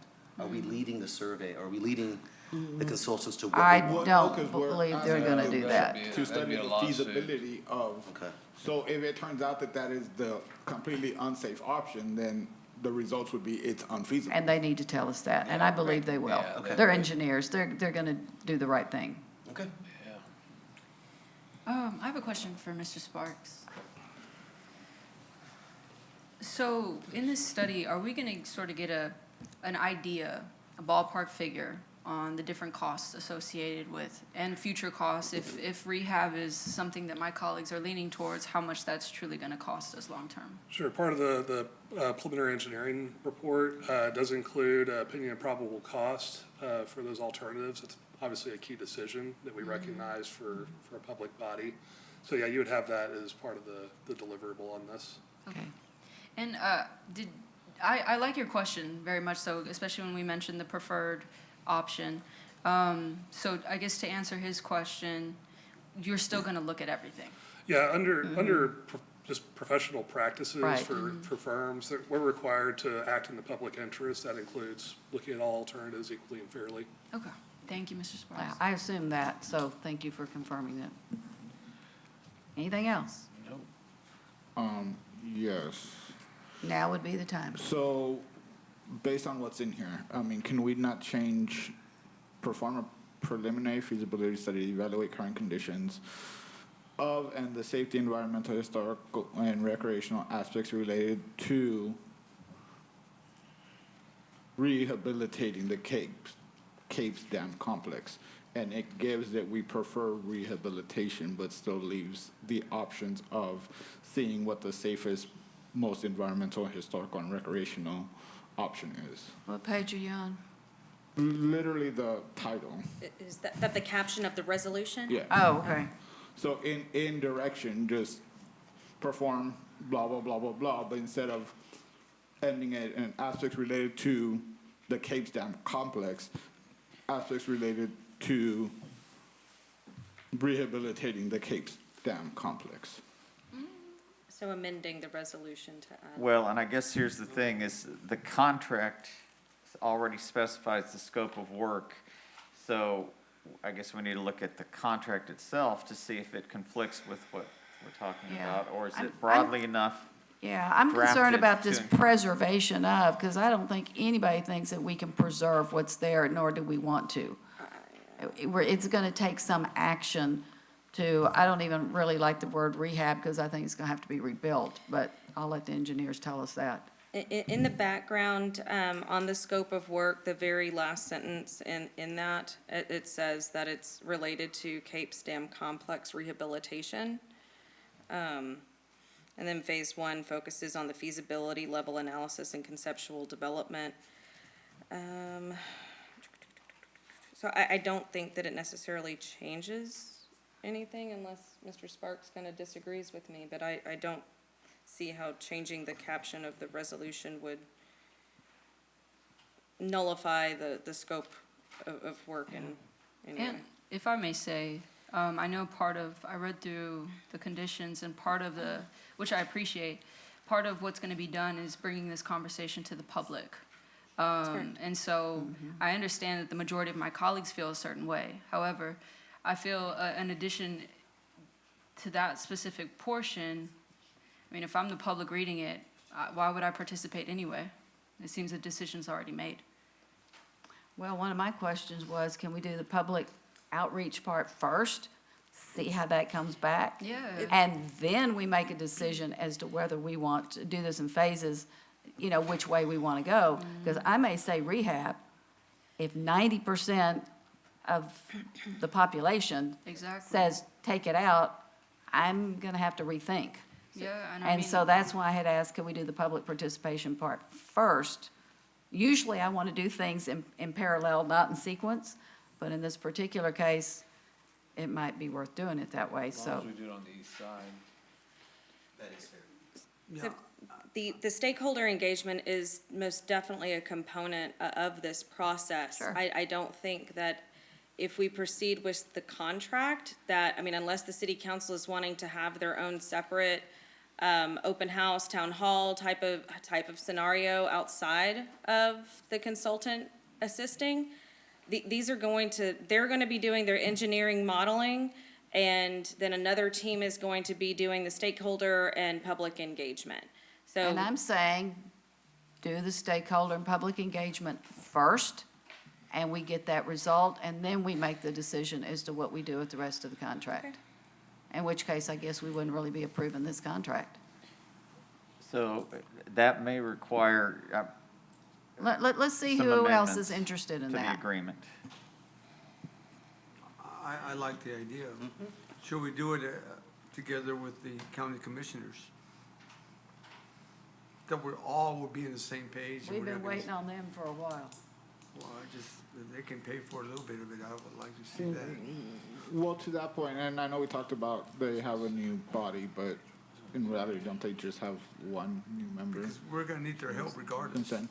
I think. So if they're on record saying that they're willing to support rehab, Well, she mentioned that original conversation was in 2021. Well, Since that's then, okay. there's been 2 new members. So, okay, yeah. And they could always change their I, mind. I thought It really Commissioner is. Hammer was the only new, but yeah, you're right. Yeah. Dr. Cohen. Ms. Cohen? Yeah, Dr. Oh, Cohen. yeah, Dr. Cohen. so I guess I'm wanting to understand, because in the stakeholder engagement, there are multiple avenues in which to engage the community. Obviously, the stakeholders who we kind of see as, obviously the River Foundation and the historical folks that have come out and the rec folks that have all come out previously over the last several years. So we'll have those. Then we have a community engagement and public meetings. So that includes online surveys and then public meetings. Organize and facilitate one open house or workshop format public meeting to introduce project goals and preliminary findings, present conceptual alternatives, collect attendee feedback and questions. Yeah, that's after the fact, after a lot of that work's been done. So is the council wanting a community survey to say rehab or remove? Or not. I don't understand Normally- what method you're wanting to receive engagement. You could easily have a public hearing here at city council, and it would be cheaper. Yeah. I have a comment. Ms. Garza? It's confusing it. So you're saying you want to pause and do community engagement first to gauge whether our neighbors are leaning towards rehab or removal? Is that what you're saying? Yes. Maybe this is just me because I lived in that neighborhood, but like, respectfully, we've had like years to engage with our neighbors about this. It's been like I'm telling you, this has been like a very annoying topic for me for many years. One that I approached kicking and screaming just because it's like, why has it taken so long? Me personally, I feel like I got a good pulse on what the results of those surveys are going to be. I don't know. That's just me, but I'm curious to hear what other folks have to say about that. So I guess I have 2 quick questions. So if I'm understanding you correctly, the way it's currently written, we're already prioritizing rehabilitation. But if it comes out that it's going to cost $500 billion and going to be the most dangerous option, we're obviously not going to go with that option. Right, so even though we're prioritizing rehabilitation, we're not making it the only option. So that meets one requirement. The other, I guess, issue is the community involvement. So in that hypothetical situation, if while we're exploring and prioritizing rehabbing it, the community comes out overwhelmingly for removing it, obviously, we're gonna do like a pre-K pause and shift to no longer prioritize rehab? I I'm would- assuming. I would think that that would be a council decision to make, yes, sir. So in But there would be theory, a spot for it to come back to us. Oh, and for yes, us to ma'am. make that decision before any more work is Yes. done. so the two biggest obstacles have already been addressed. I guess now I'm confused though. If the priority was already listed as rehab, why pose the question on council preferences? No, It would was- render it a was moot. Once we get the public No, she's, preference. I think you're referencing what, my initial, No, no, no. how I When- started this whole. When the Exactly. mayor, I had asked the question of which direction. Like why pose the question Right, if it's? so when I initially posed that question, I didn't understand that it was already, I guess, built in the, Right, it wasn't necessarily noted as the preferred option until Right. this evening, until 5 of you have said that it's the preferred option. But it was to evaluate, is it feasible for rehabilitation to happen? And all of those other options would be on the table as Right. well to show you what that what the information alternatives is. would be. yeah. Yes. See, That that was my clarifies then. understanding. That- But that's the it. usage of prioritizing, then I'm like, That's not within the scope of work. Okay. That was what happened this evening. okay. There's 5 that have a preferred option to evaluate the feasibility for rehabilitation as the preferred option, as opposed to focusing on anything else. Yeah, and the fact that even though it says preservation of Cape's Dam, I'm trusting the engineers to go, yeah, that's not really what you really want to do. You're going to need to do this, this, and it ends up being rehab or ends up being half new or whatever. I'm relying on them to tell us that. Yes, ma'am. Even though it says preservation. Right. Is there a way that we can get an idea of the east side or those neighborhoods, Barrio Pascal, Wallace Edition, and Victory Gardens, or, sorry, Blanco Gardens? Is there a way to maybe contact our neighborhood commissioners to get the feedback from the city, from the citizens, instead of, I'm just trying to think of the cheapest way and to actually get, I would definitely, and this is something Mr. Scott said a minute ago when I was talking about surveys and stuff, I want to hear what the people on the east side have to Absolutely. say, separate from the people on the west side. yes, ma'am. So I think we all will probably want that. So if the project currently has public input, can we then on the side reach out to our neighbors on the east side to go to these public input events? So I guess kind of another little side project of prioritizing the people that are gonna be most effective to We go already have a to public meeting the built events that in. we're creating. That, we already have a public meeting built in, and our intent is to have it over in the Blanco, Gardens area. No, yeah, I so- understand that, but what I'm saying is like, I guess like outside of the scope of the project itself, even if it's just us as council members, to encourage our east side neighbors to go to the event that's already built into the project. At what stage in the process is that meeting?